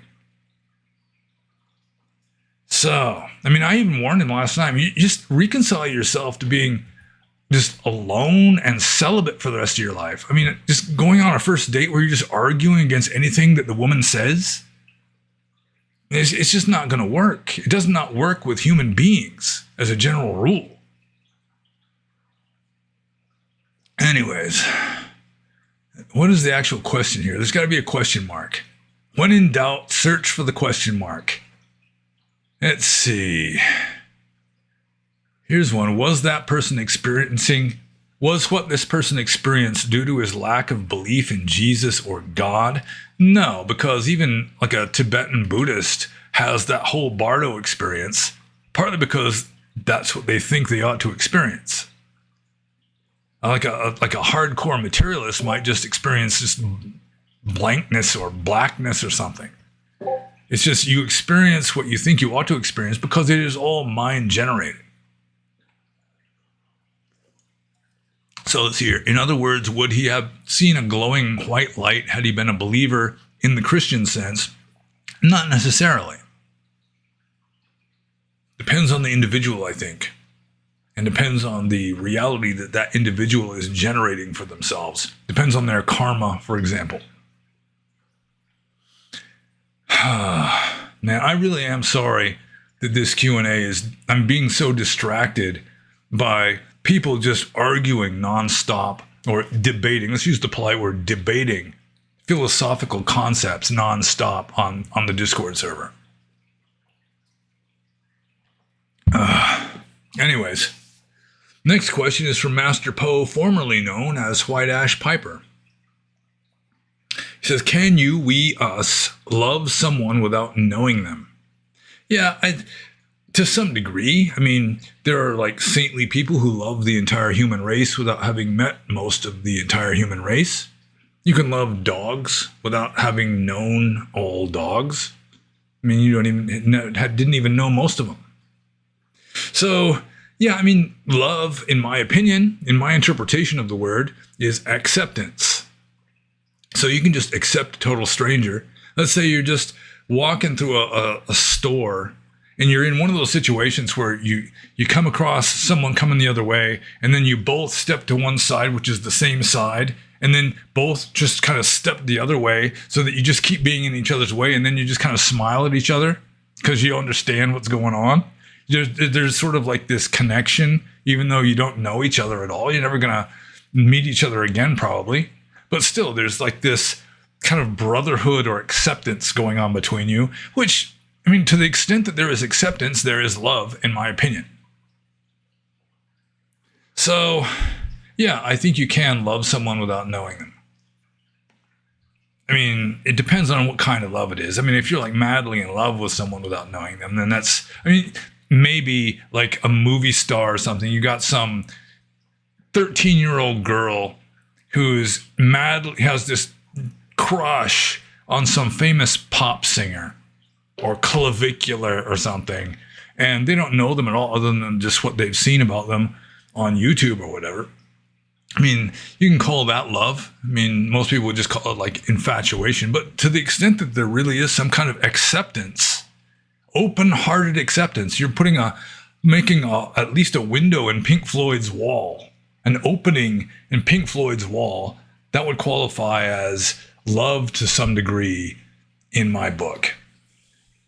And so it's like a fully enlightened being, they don't have Pink Floyd's wall anymore. They just knock down the whole wall. And so in a sense, they love the entire universe without necessarily knowing all the inhabitants of the universe individually. But I'm sure there are like subtleties and complications depending on, how you define love and that sort of thing. But I'm just going to move on to the next question. This is from Dharma River. And Dharma River says, I was reading the book 60 Songs of Milarepa, and this quote struck me. Quote, because I do not wear the lofty garb of priesthood, I am happy, unquote. That line is deep, dangerous, and powerful. He is stating that freedom from being an ordained monk gives him happiness. It's so counterintuitive, but leads to reflection. He proceeds to talk about other reasons why he's happy, which are mostly related to renunciation, similar to the wander alone like a rhinoceros sutta, or the horn of the rhinoceros, in my opinion. What is the right way to interpret this quote, in your opinion?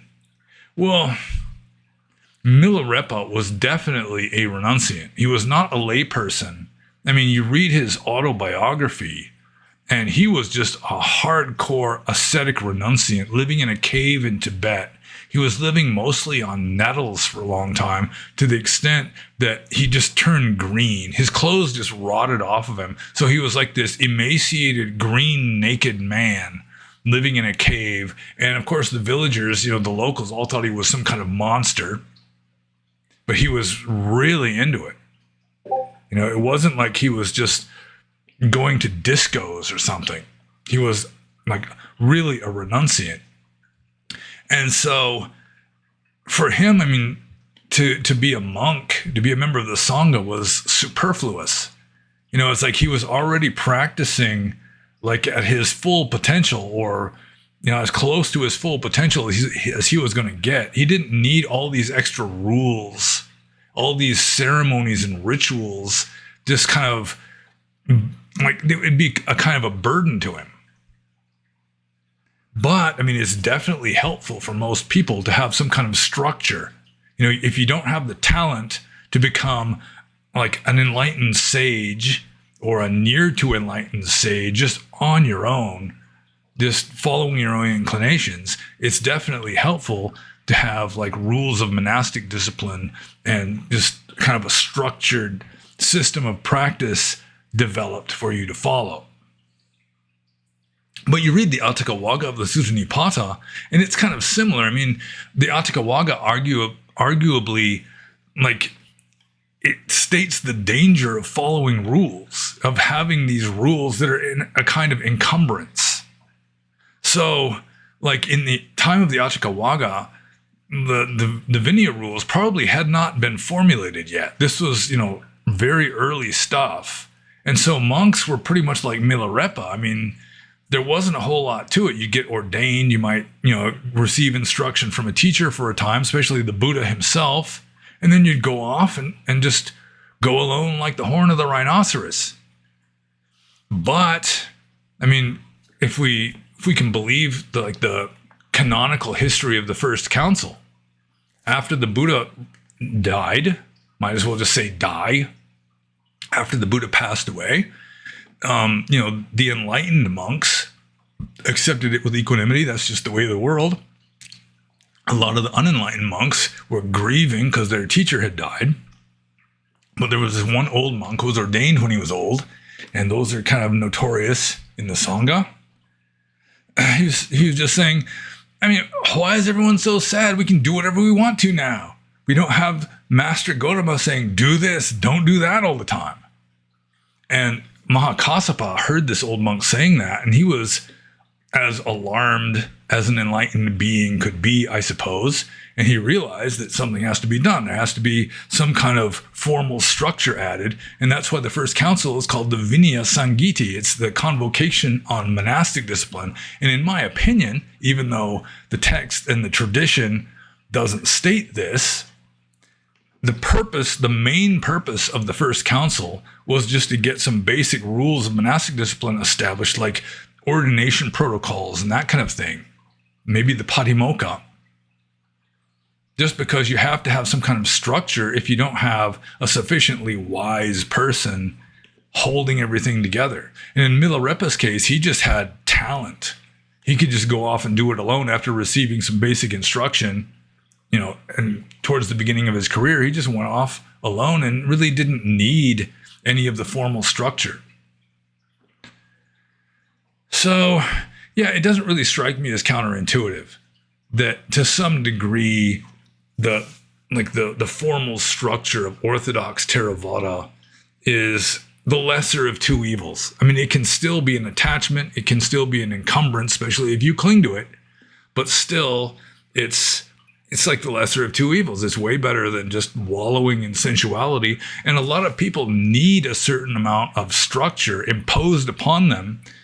Like me, for example, I knew myself well enough that I wouldn't practice as correctly just as a free agent, just going solo on my own without really adopting some kind of tradition to lend stability and support to my practice.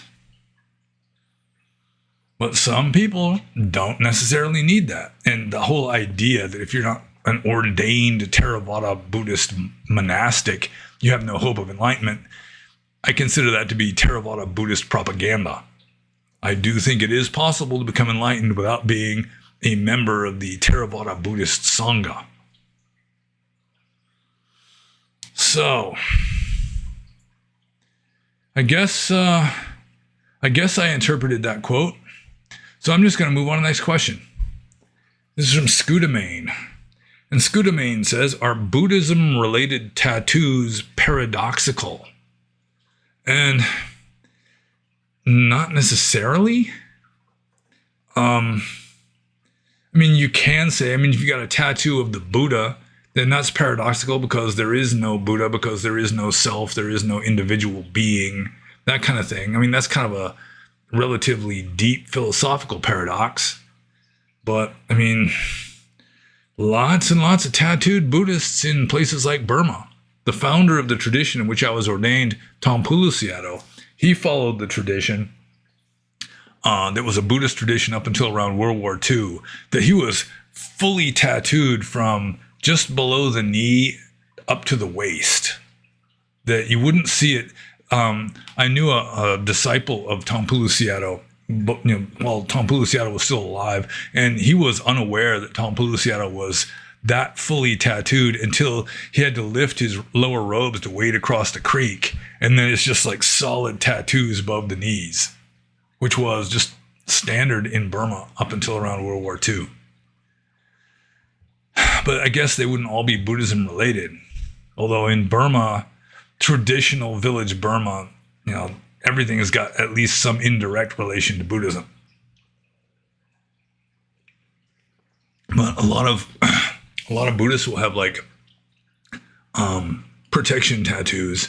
Like there was this village lady who was one of my main supporters. When she was a little girl, she went to a fair, and a tattoo artist, I guess you'd call him an artist, just tattooed 3 green dots on the back of her wrist. And that was just symbolic of, the triple gem, the triple treasure. And that was just protective, it's kind of like a reminder, Buddha Dhamma Sangha on the back of her wrist. And it's not necessarily paradoxical unless you just want to believe that it's all paradoxical. Everything, for anything to exist, is paradoxical. For this entire multiplicity of samsara to exist is a kind of great paradox.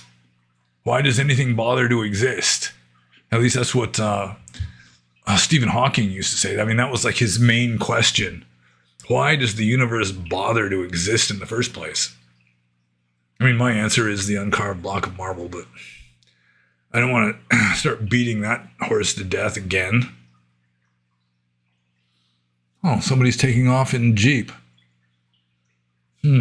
Hope it's my woman. Because otherwise, our car is now being stolen. So getting back to Scudamane's question, though, are Buddhism-related tattoos paradoxical? Yeah, I mean, not necessarily. I mean, just if anything is paradoxical, that would include, if everything is paradoxical, that would include Buddhist tattoos, but I don't think there's any kind of contradiction in a Buddhism-related tattoo necessarily, other than at some deep philosophical level. So I'm just going to move on to the next question. This is from Raphael. And Raphael says, do you believe that hate stems from envy most of the time, if not always? Well, from the Buddhist point of view, dosa, or aversion, is generally translated as hate or hatred in English. And, it's so generalized. It's so broad in spectrum, in scope, that no, it would not. If you hate a mosquito or a fly, you're not envious of that mosquito or a fly.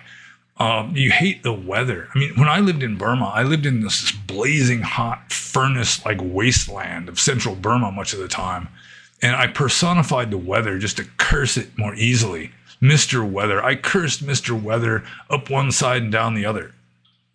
And so, it wasn't I was envious of the weather. I just hated it because it wouldn't rain in the rainy season. It was just blazing hot all the time, except for in the middle of winter time.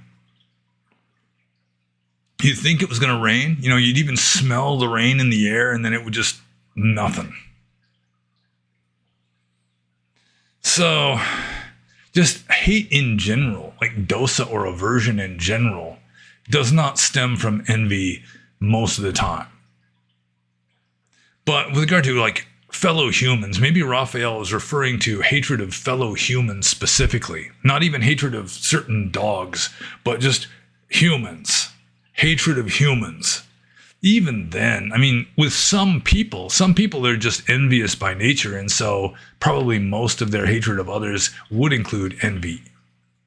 I think women are more stereotypically notorious for this kind of stuff, but it happens with men too. But still, I don't think envy, it's like somebody molested your daughter. God forbid. You're not going to hate that person out of envy. So, yeah, for some people, most hatred of other humans may be based on envy most of the time.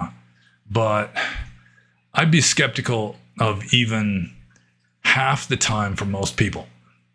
Just directed at other humans, just leaving alone flies and mosquitoes and bad weather and, criminal atrocities and that kind of thing.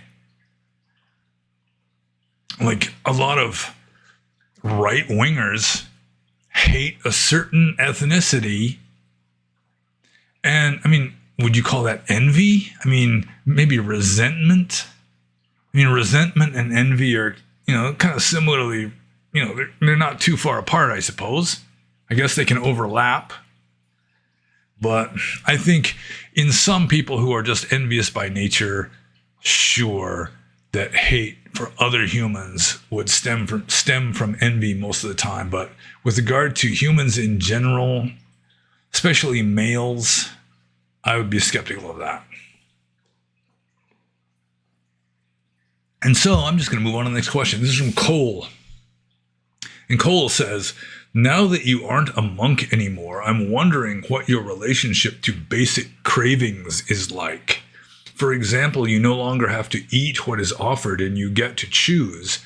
Do you have cravings for simple things like different foods that you will indulge in, or do you practice restraint? Well, even monks have cravings and can indulge their cravings to some degree. You get like a big bowl of food. You go for alms in the village, you get this big bowl of food, You're going to like the scrambled eggs and the peanuts, and maybe not like the nondescript bamboo shoot glop or the bitter gourd stuff so much.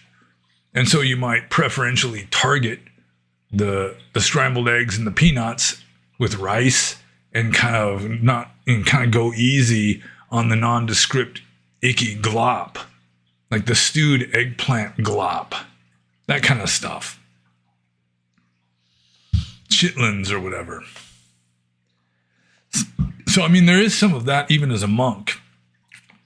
Even monks are allowed to, or able to, indulge their preferences to some degree. Also, of course, a monk is even allowed to ask for certain food if he is sick, or if the person he's asking has given him prior permission to ask. And there were a few times in Burma, just in a moment of weakness, explaining peanut butter, for example.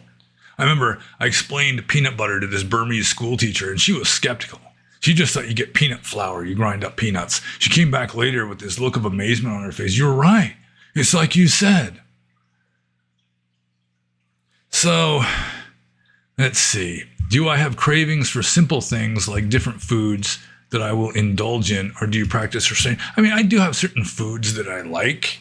Like, there's just a cheese and mayonnaise and salt sandwich. I ate 2 of them for breakfast today. It's just a convenient, easy kind of food that tastes good enough. And my woman, she's always wanting to like accentuate food, add subtle flavor profiles and this kind of thing. But I'm like a minimalist. Bread, cheese, mayo, a little bit of salt, good to go. It's good enough. I like it. That's it. And she's like wanting to experiment. Wouldn't you want to like mix a little horseradish in with that mayonnaise, Put some of this seasoning salt stuff on it. And it's like, nope, this is good. This is good enough. If it ain't broke, don't fix it. So, yeah, I do have preferences. And you might be in the mood for something which you could call a kind of craving. So, yeah, I mean, why not? It is. I remember one of the most amazing things to me when I stopped being a monk was just all of a sudden after 30 years, I can just walk into the kitchen anytime I want.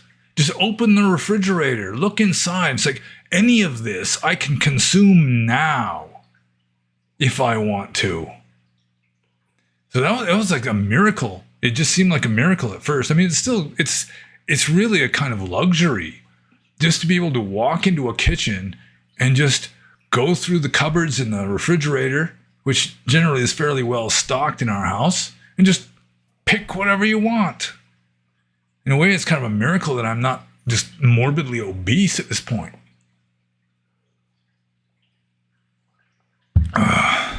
So, yeah, I mean, even monks have cravings for simple things.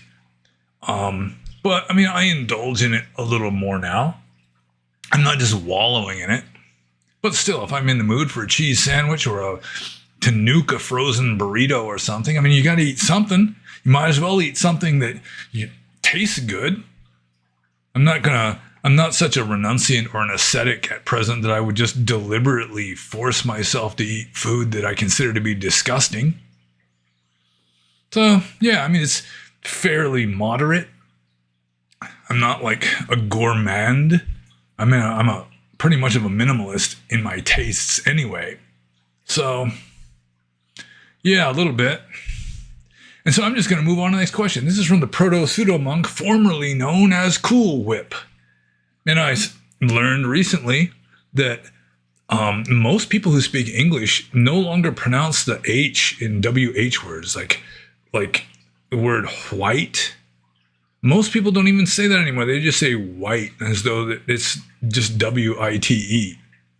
But it turns out that white or Cool Whip is actually more correct because of Proto-Indo-European having a kind of a guttural sound, or it's like in like the Latin-based languages, it turned into a QU, like question words start with QU as a general rule in Romance languages. It's the same as the WH in English, because question words start with like this hua or hua. But I'm digressing like a crazy person at present. Let's just get back to the proto-pseudo-monk, formerly known as Cool Whip. He says, I am very close to moving to Sri Lanka to ordain as a Buddhist monk upon completion of my degree. I might have asked this before. Forgive me for asking again. You can skip the essay for the Q&A. Well, not going to happen, I guess. I cannot imagine any other life besides that of a bhikkhu right now. Any attempt to live an ordinary worldly life would appear as an evident lie and indulging in ignorance and delusion. However, I am so conditioned to my Western upbringing that I feel like I am possibly about to waste my life. I think doubt is the result of excessive thinking. In moments of clarity, this belief disappears. I think it comes down to truth and doing good for the world, some imagined optimal life. The path of a bhikkhu only seems to be of highest value if karma and rebirth is true. It is all or nothing, either the most worthy life or the most wasted life. I have the highest conviction in karma and rebirth, samsara and nirvana. It is my working hypothesis, but of course there is no way of proving this. I think what's most difficult is that I have to go against the stream, opposed to my peers, to society and my culture, denying my attraction to women, to have children, denying family and friendships, renouncing all my many interests, intellectual, artistic, and so on, to live an alien life, to test it out. As you succinctly put it from the quote from Avalon, quote, what do you think is the best? A game you think you can finish but never do, or a game that seems impossible to win but isn't, unquote. I think it comes down to having faith that the bishop's question is ultimately true in the movie Avalon. Excellent movie, by the way. I am prepared to take the gamble and dedicate my life to this path just to find out if this is indeed false, but I fear this being false. I would have given up a family life or romantic partner, friendships, life experiences, a successful job, and doing good in the world as much as I can with my place in society, materially, through my work, progeny, etc. There is also the fear of missing out, FOMO, I don't know what that means, on the richness and pleasures of life, believing somehow an ordinary life that requires some selfishness is best for the development of oneself in the world. Please, sir, what is your advice? How can I get out of this doubt caused mainly by this intellectual belief that becoming a monk is selfish, despite not having any attachment to being in this world? How can I commit to this path wholeheartedly without having these answers? Does this doubt have any veracity? I don't know where this belief of duty comes from. I think it's just the default setting we learn from society. Please, can you clarify how the life of a bhikkhu is the most worthy life, assuming one succeeds in reaching nibbana? I feel like if I become a monk, I can no longer be of service to the world. I try and think how this is not true. As a monk, you can teach Dhamma to a small, poor village, though this is not my ambition, but it seems small compared to what is possible in a capitalistic Western world. I say these words with no belief in them. It is simply how the doubt appears. I am very much fed up with the Western world and disenchanted with it. Most people think and behave like fools. Though humans have some goodness, there is a level of selfishness and insincerity that makes me ill, and I seek the company of saints or solitude. Mara is having its last fight, as this is a one-way ticket for me. I cannot postpone this any longer. The forest is calling me, but it will cost me everything. So this is a heartfelt question, a sincere question, a good question, but still try to be concise. I really should have a limit of no more than 150 words per question. I mean, this could have been condensed quite a lot and still contain essentially the same amount of information. Anyways, let's see here. I mean, I'm reminded of a few things here. First of all, is a statement by St. John of the Cross. I mean, Cool Whip here. I mean, the proto-pseudo-monk, who apparently is going to be just the monk because he won't be proto or pseudo anymore if he really is ordained. I mean, why go to Sri Lanka? I don't fully understand that. I mean, it seems to me like Thailand might be a better bet than Sri Lanka. I mean, there's just a healthier Sangha there, it seems to me. There are some really serious like reform movements going on in Sri Lanka, but you're surrounded by a sea of just utter corruption in the Sangha. Seems to me. But he wasn't asking about that. One thing is, I mean, even if you are ordained as a monk, if it's just not working out at all after 5 or 10 years, I mean, you're not taking lifelong vows. It's not like being a Catholic monk where you have to get express permission from the Pope himself to drop out. All you have to do if you are an ordained monk is just tell somebody else in a language they understand that you're not a monk anymore and mean it, and you're not a monk anymore. That's as easy as it is to disrobe in Theravada Buddhism. So, I mean, you're not necessarily throwing the rest of your life away, even if it turns out that being a monk is not like your lifelong path. That if you are a sincere monk, conscientiously practicing for 5 or 10 years, I don't know how old the proto-pseudo-monk is. I would guess he's not ancient yet. That after 5 or 10 years, you're bound to be making progress. And you say that in like your more lucid moments, you have no doubts. It's just like when you're in kind of a more negative mental state, like a less clear, have less clarity, then that's when you have the most aversion for the idea of renouncing the world, which is fairly telling. You know, it's like when I was a monk, sometimes I'd be disgusted with it all, but I'd remind myself it's only when I'm in a bad mood that I don't like being a monk. It's like when you know, I'm in a state of clarity, when I'm most wise, then obviously, you know, being a monk is good. So there's that too. I mean, just because, I mean, most people are not a monk for their entire life. So, I mean, be a monk for 5 years and see how it goes. Be a monk for 10 years. I mean, if it's still working, you're still making progress. If these renunciations that seem so difficult at first don't all of a sudden seem easy after you've already done it, which was the case with me in a lot of cases. You know, there are some things that was very hard to part with until you part with it, and then it's like a relief that you parted with it. So there's that. I mean, there's all kinds of stuff I could mention here. I mean, I've experienced a lot of this myself. I am reminded of a statement of St. John of the Cross. The proto-pseudo-monk talks about how he wants to benefit the world, that being a monk really doesn't benefit the world. But St. John of the Cross said, you got 2 people, and I've mentioned this before. 2 people. One of them is like feeding the hungry, tending to the sick, you know, providing clothes to the people that don't have clothes, providing homes to the people who do not have homes, just doing acts of goodness and charity just every waking moment of every day.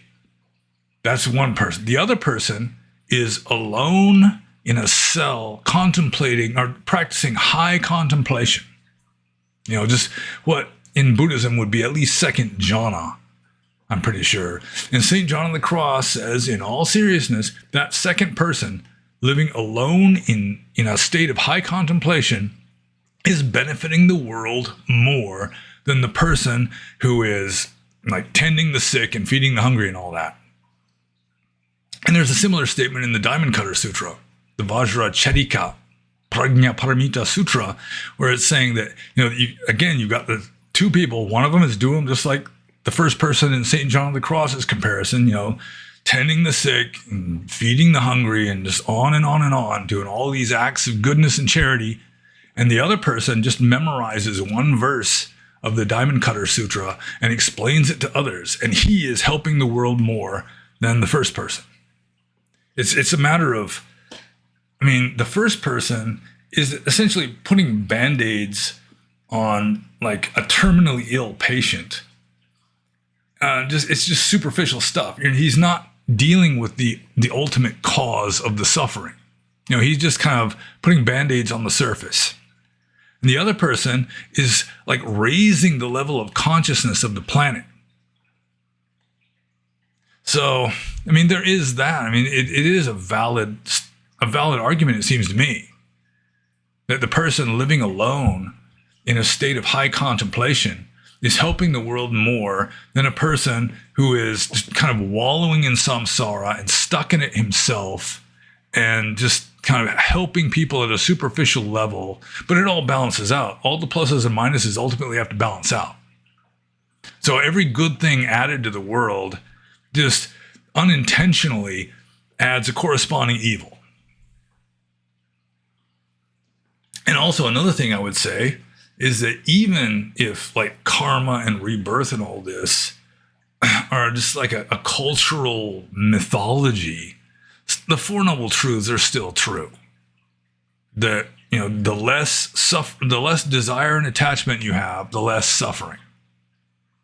So if being a monk causes you to have less desire and attachment, then that's the way to go. If you don't want to suffer, if you want to have like a relatively content life. If being a monk makes you even more frustrated, you're just horny as hell and just yearning to get involved in politics or something, then it might not be so good. But even then, you're helping to at least combat these attachments that are like karmic momentum. So let's see. Where is the actual question? I mean, it's kind of down towards the bottom, but not all the way at the bottom. What is your advice? How can I get out of this doubt caused mainly by this intellectual belief that becoming a monk is selfish? I mean, to some degree, I mean, it was Paul Lowe used to say that to some degree, I mean, if you really want to be liberated, you want to become enlightened, it does require a certain amount of selfishness, which is ironic because ultimately there is no self, and the monk is like penetrating the truth of that. So it's just kind of ironic that people will say, oh, the monk's life is selfish, when really the whole goal of being a monk is to be utterly selfless. So how can I commit to this path wholeheartedly without having these answers? Well, I guess I've already addressed that, because first of all, I mean, just do it for 5 or 10 years. That's kind of what I did. I mean, I didn't just like commit to a lifelong or even 30 years of being a monk. You know, it's like do it until it just doesn't work anymore. I remember my preceptor asked me if he thought I'd be a monk for the rest of my life, and he'd say, well, if I'm unhappy at it for a long time, maybe I'll drop out. So, I mean, you can't really know unless you at least try. Dedicate 5 or 10 years, see how it goes. And if it turns out that it was good, keep going. If it turns out that it wasn't good, I mean, 5 or 10 years, I mean, it's not your whole life. I don't know how old Proto-Pseudo-Monk is. I would assume that he's fairly young. Time may be on your side with regard to that. Also, like St. John of the Cross and the Diamond Cutter Sutra says, like raising the level of consciousness, you know, it's sort of like in the Old Testament, you know, it's like God will spare Sodom and Gomorrah for the sake of one good man. You can be that one good man. And also, I mean, the Four Noble Truths, I mean, the second noble truth, desire is the cause of all suffering. I mean, that's true regardless. I mean, that should be fairly self-evident to anyone capable of introspection. So you combine all that, plus maybe a few things I haven't thought of. And I mean, it doesn't strike me as any scenario where you're really risking a whole hell of a lot. I mean, if you're already 60, but then again, how are you going to have kids when you're 60 anyway? So let's see. Does this doubt have any veracity? I mean, your doubt would have veracity if your personality, your character traits just are not in harmony with the monk's life. Then maybe it could just make you miserable. Also, where you are ordained, you know, why you are ordained.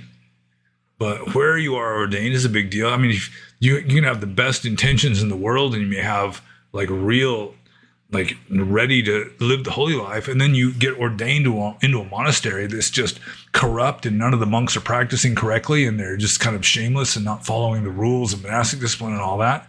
I mean, you can just get very bitter and disillusioned and just drop out in disgust thinking the entire Sangha is this way, when really you just picked the wrong monastery. But if I mean, I've said it before back when I was a monk, it's like a desire for enlightenment is not necessarily the best reason for becoming a monk, because things generally don't work out the way you plan. You know, however they think of it, it turns out otherwise. I mean, that's a statement you find, I think, twice in the Sutta Nipata in two different contexts. It's just kind of a saying that gets inserted into these two different suttas that, I mean, really just having this idea of a goal-oriented Dhamma, and using that as your reason for being a monk, it's not necessarily the best reason. Just two of the best reasons for becoming a monk, it seems to me. One is just a sense of sacred duty. You know, it's just I'm able to become one. It's just my duty to do the best I can, get as close to enlightenment as I am able in this life, period. And then one of the other best reasons for becoming a monk is that the monk's life is just in harmony with your personality. I mean, you're just drawn towards solitude and simplicity and meditation. Then that will get you farther in the monk's life than this idealistic desire for enlightenment. So, yeah, I mean, wallowing in the world, I mean, samsara cannot be fixed. It is the nature of samsara to be messed up. And any kind of fixes you add, any goodness you add is going to be met with a corresponding evil, because that's just the way samsara works. So, yeah, my advice, first, be very careful in choosing the correct environment in which to be ordained. And just try it for 5 years. Commit yourself to 5 years. You just do like a 5-year renewable contract. And if after 5 years things are going fairly well, keep going. So that's the best advice I can think of right now. And good luck to you. And I do hope that you are successful in your practice. And I'm just going to move on to the next question. This is from Stellar Supreme, formerly known as Lieberland. He says, have you ever perceived smoke or vapor in meditation?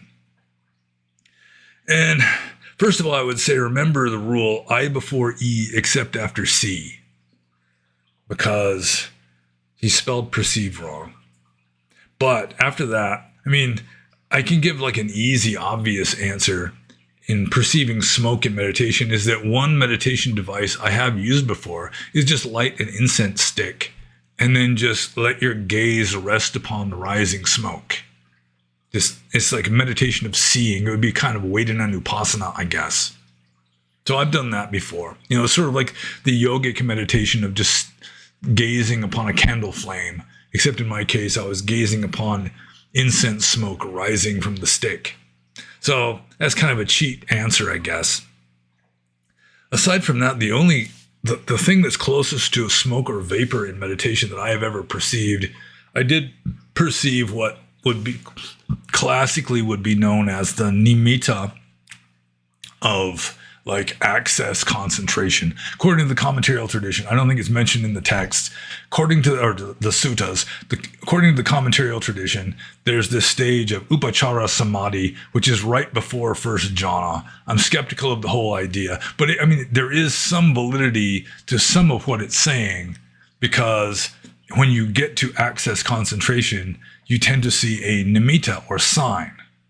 And I apparently did see one of these signs while meditating, and it was just sort of like an oval, kind of shaped like a duck egg, just kind of like a gray cloud, just an oval shaped, like light gray, and just kind of a cloud like nimitta. Some people, I mean, that's one of the most common nimittas that you see if you attain upachara samadhi, is just kind of a circle or an oval of light, or just kind of like a cloud looking thing. But you can also see images of the Buddha sitting in meditation, other things also. But that's the closest I ever perceived to smoke in meditation, other than just gazing upon incense smoke as a meditation device. And I'm just going to move right on to the next question. This is turning into a longer one than I was expecting. I mean, we only had like in the low 30s, kind of like the average number of questions, but I'm being more verbose than usual, I guess. So, and also I'm just digressing a lot. So this question is from RPAD, RPAD, and he says, did the Buddha approve celibacy for lay people, or should those stick to being married householders if they can't become monks? And I'm reminded of a statement I have made a number of times on these Q&A videos, where I think it's in Vinaya, where the Buddha says, if you're able to become a monk, by all means become a monk. If you're not able to become a monk, at the very least, avoid sexual intercourse the way you would avoid falling into a pit, a deep pit with glowing coals at the bottom of it. But if even that is too much, at the very, very least, stay away from the wives of other men. So, I mean, that's right there in the texts. And so, yeah, the Buddha approved celibacy for lay people also. Like, especially once you start getting into the Arya levels, even if you're not a monk, you're just a layperson, but you become like a Sakadagami or something, then even then, as a general rule in the texts, it is stated that they have become celibate. So, I mean, sex, it's desire is the cause of all suffering, and desire for sex is one of the strongest desires that people have. So obviously, within the context of the Four Noble Truths, a person is better off not having sex than having sex. It is true, like in an agricultural sort of society like ancient India, that your children would be your social security. There were no pensions or anything like that. You would be supported by your children when you got old. So there is that. That is a consideration. At least if you're living like in an agrarian society with no kind of pensions or socialism or anything like that to support you in your old age. So, pretty sure I answered that one. Let's move on to Arpad's next question. Where is celibacy for lay people discussed, if at all, in the suttas? Well, there is that statement from the Buddha, which I think is in the Vinaya. It's probably in suttas also, but I do not recall exact sutta references. So it's in there. When the Buddha says, even if you can't become a monk, avoid sex as though avoiding a deep pit with glowing coals at the bottom, that's fairly straightforward. That's easily interpreted to mean that the Buddha encouraged celibacy for lay people. And then just at the very, very least, if celibacy, you just can't manage it, then at the very, very least, stay away from the wives of other men. I mean, Jesus said something kind of similar in the New Testament, where he's saying 3 kinds of eunuchs. There are those who are born eunuchs, those who are made eunuchs, and those who are eunuchs for the sake of the kingdom of heaven, with this being celibate people. And then he says right after that, but it's not for everybody. So, I mean, if you're the kind of person, and I think Arpad here is French, if you're the kind of person that's, even if you are celibate, you're just going to be like climbing the walls and just horny all the time and just obsessed with sex because you can't have it, then it may be more of an obstacle than anything else. Although, if you just have this deep feeling that I must be celibate just because it's my sacred duty, and then you're like climbing the walls and miserable, then nevertheless you are making some spiritual progress by combating this strong attachment. But it comes at a price, because you're going to be horny and frustrated. So, some people that just cannot manage celibacy, your best bet, find the right girl, settle down, and live happily ever after. Be faithful to each other. And I think I'm just going to move on to the next question here. This is also from Arpad, and this one I think might be a joke question. He says, how much of the movement for the revival of Theravada nuns do you think is in fact a fetish? And I think one of the reasons why this came up is that some wise guys, including me, I have to admit, were posting like pictures of Catholic nuns that were obviously not really nuns. You know, they're like packing guns and this kind of thing. And some of them were pretty. I mean, real nuns tend not to be very pretty. That's one way you can tell the difference between real nuns and fake nuns. The really pretty ones tend to be fake ones. But anyways, with regard to how much of the movement for the revival of Theravada nuns do I think is in fact a fetish, maybe a tiny trace amount. I mean, it's mostly feminism. It's mostly like this Western modern drive for gender equality, which has reached the perverse stage of demanding the revival of an order that grossly discriminates against women for the sake of gender equality. Because, of course, they revived the Bhikkhuni order, sort of. You know, they create a replica of it to some degree, and then just stop following the rules correctly because they discriminate against women, which is just silly. But we don't need to get into a rant regarding the revival or attempted revival of the Bhikkhuni Sangha.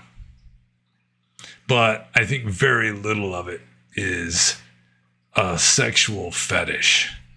I think technically a fetish is sexual arousal by something that is not explicitly sexual.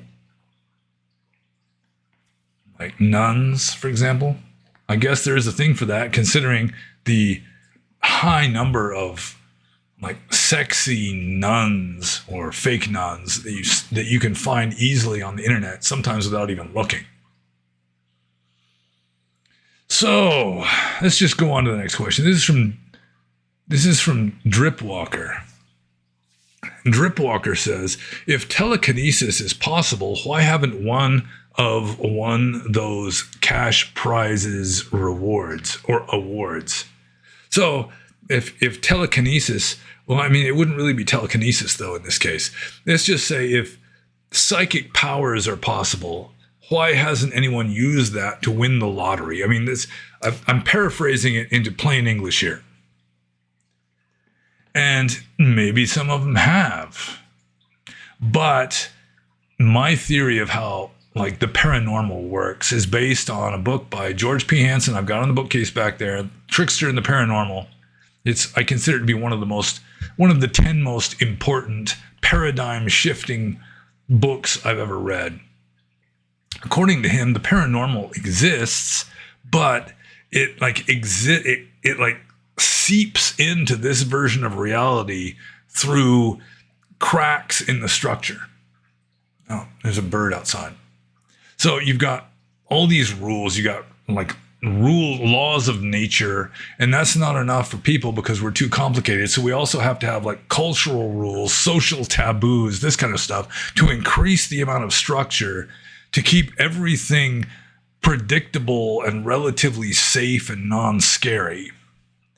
But still, you can't have complete rigidity because that would just be like death.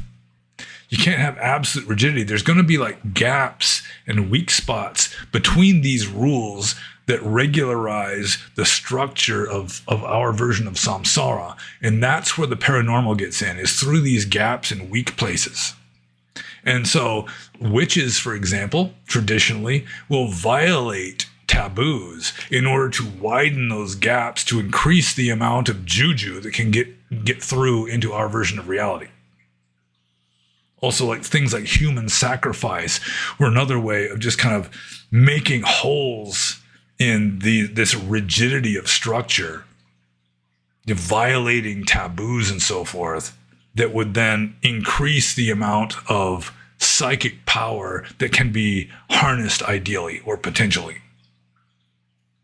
So science is never going to really lock down the paranormal because it's always going to be like avoiding the rules that science depends on. Science is looking for patterns, rules that can be turned into mathematical equations, for example, and it just doesn't work that way. It's always going to be on the verges. It's always going to be like in your peripheral vision, so to speak. So it would just be too much of a like getting into like mainstream if it just people start using it to win at the casinos, this kind of thing. I mean, to some degree, it just sort of like a barely detectable level, it might happen.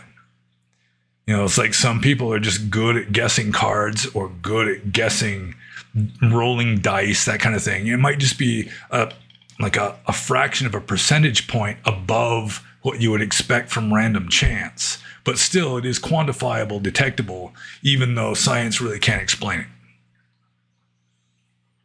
Other than just sort of the perceiver is sort of collapsing the state vector. It's sort of the observer is affecting reality in that sense, that somehow is like incorporated into quantum physics, at least.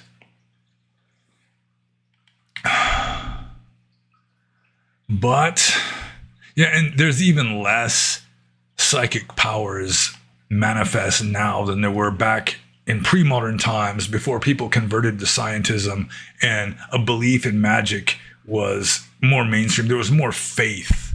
You have more faith than in something. It makes it more possible. So it could be that, to some degree, the paranormal was almost kind of mainstream when more and more people believed in it. But still, it was scary. And so still, you had to have the structure to keep out the scary, unpredictable stuff. So even in ancient times, when magic was believed in, still the wizards and the witches were considered to be scary and dangerous.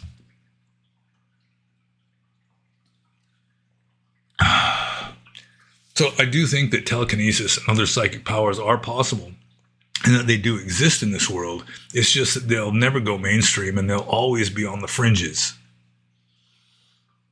They'll never be something that you can really just lock down and say, there, you see, there it is. So, I'm just going to move on to the next question. This is from RFS. And I think, we're getting down towards the bottom here. This will, inshallah, this will be less than 3 hours long. So, RFS says, I have noticed that many practitioners whom I regard as spiritually mature speak of their own future rebirth as human. This is because either 1, they are being humble and avoid presuming a heavenly destination.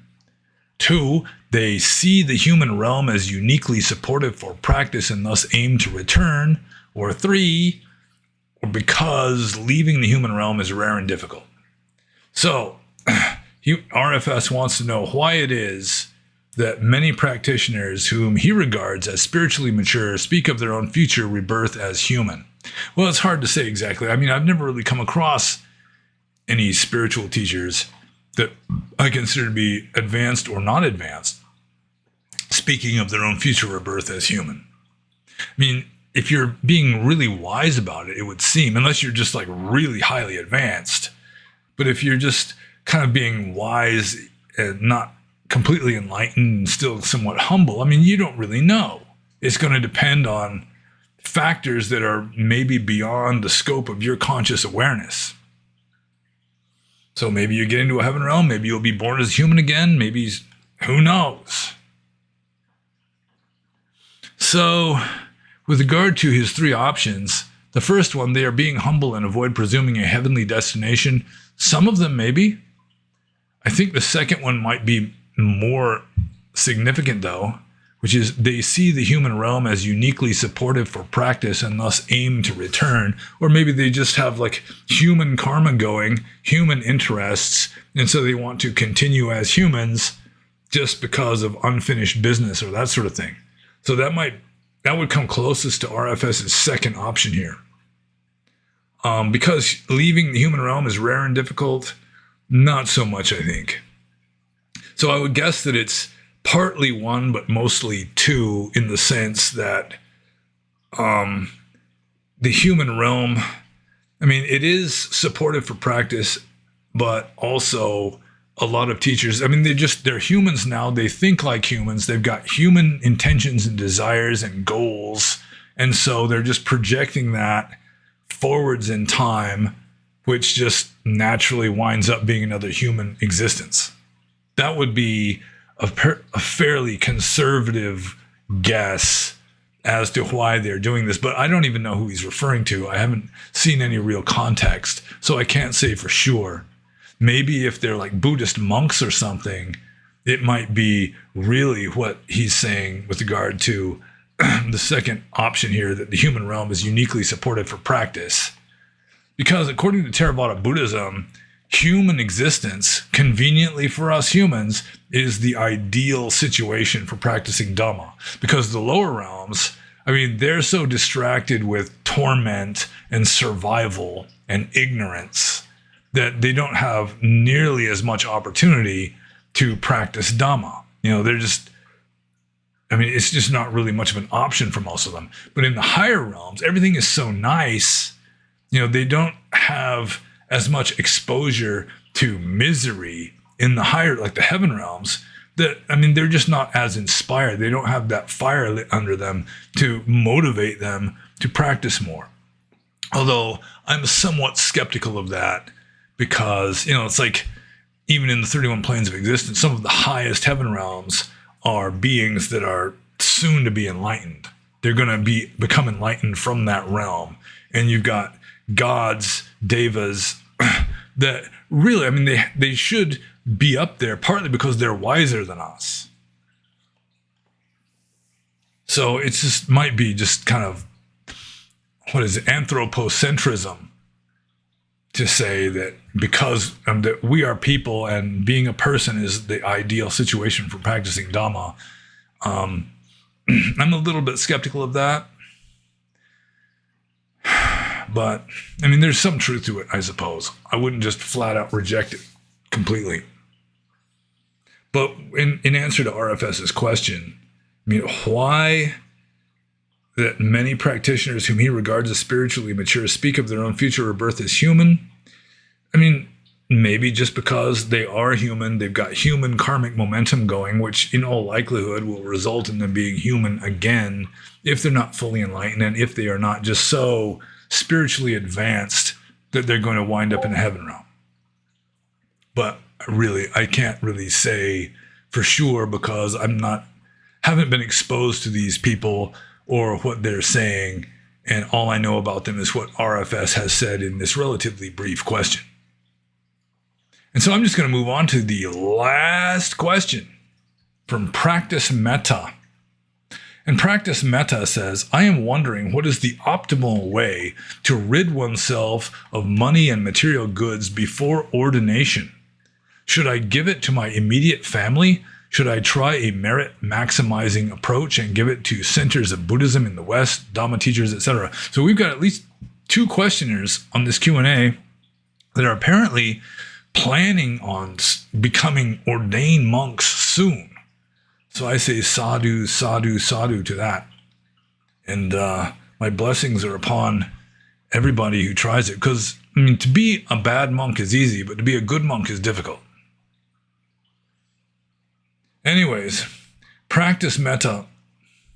What is the optimal way to rid oneself of money and material goods? Well, I mean, one of the first things that came to mind is Jesus in the New Testament, who was giving this advice pretty often, it seems like. And he would say, sell all that you have, give the money to the poor, and follow me. So, I mean, in my case, I just donated my money and my pickup truck to the monastery where I was ordained, just to compensate to some degree for the hardship of having to deal with me for the next few years. So, I mean, that's one thing to consider, is you could just donate it to the monastery. Or, I mean, if your family is poor, you can give it to your family. If they need it. My family didn't really need it at the time, so I gave it to the monastery. Or, I mean, if there's other poor people that you think you could help, then you can do it that way. But, I mean, from the Buddhist point of view, it's really not that important. I mean, you could just take all your money and just throw it out in the street if you want to, so long as you don't have any more by the time you become a monk. Monks are not allowed to own money, even though most of them do, because most of them don't follow the rules correctly. So, the optimal way, I mean, one thing that a monk is allowed to say with regard to other people's money is, like, a layperson comes to a monk and says, "What should I do with my money, venerable sir?" The monk is allowed to say, "Do whatever makes you happy." So, I mean, whatever you feel best about would be the best thing to do with it. So, I mean, if that's giving it to your family, especially if your family has need of the money, then that's good. Give it to the monastery just as a kind of compensation for having to support you. That's good. Giving it to the poor, like Jesus would advise, that's good. I mean, even throwing it out in the street, I mean, at least you're getting rid of it. So it depends on you and whatever makes you happy, I suppose. And I guess I'm done. So by golly, we're done. We done. And so, as I should always say at the beginning, and pretty much never do, if you think I can answer a question, especially about like Dharma, Buddhism, philosophy, that kind of stuff, me personally, just feel free to ask it. Try to keep it concise. Maybe 150 words or less.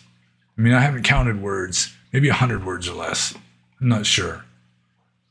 But no more than 3 questions per person per episode, please. Like and subscribe if you have not done so already and you do actually like this. Or even if you like hate watching it, I mean, might as well subscribe anyhow. And check out the URL links below, which includes the Amazon link to my new book.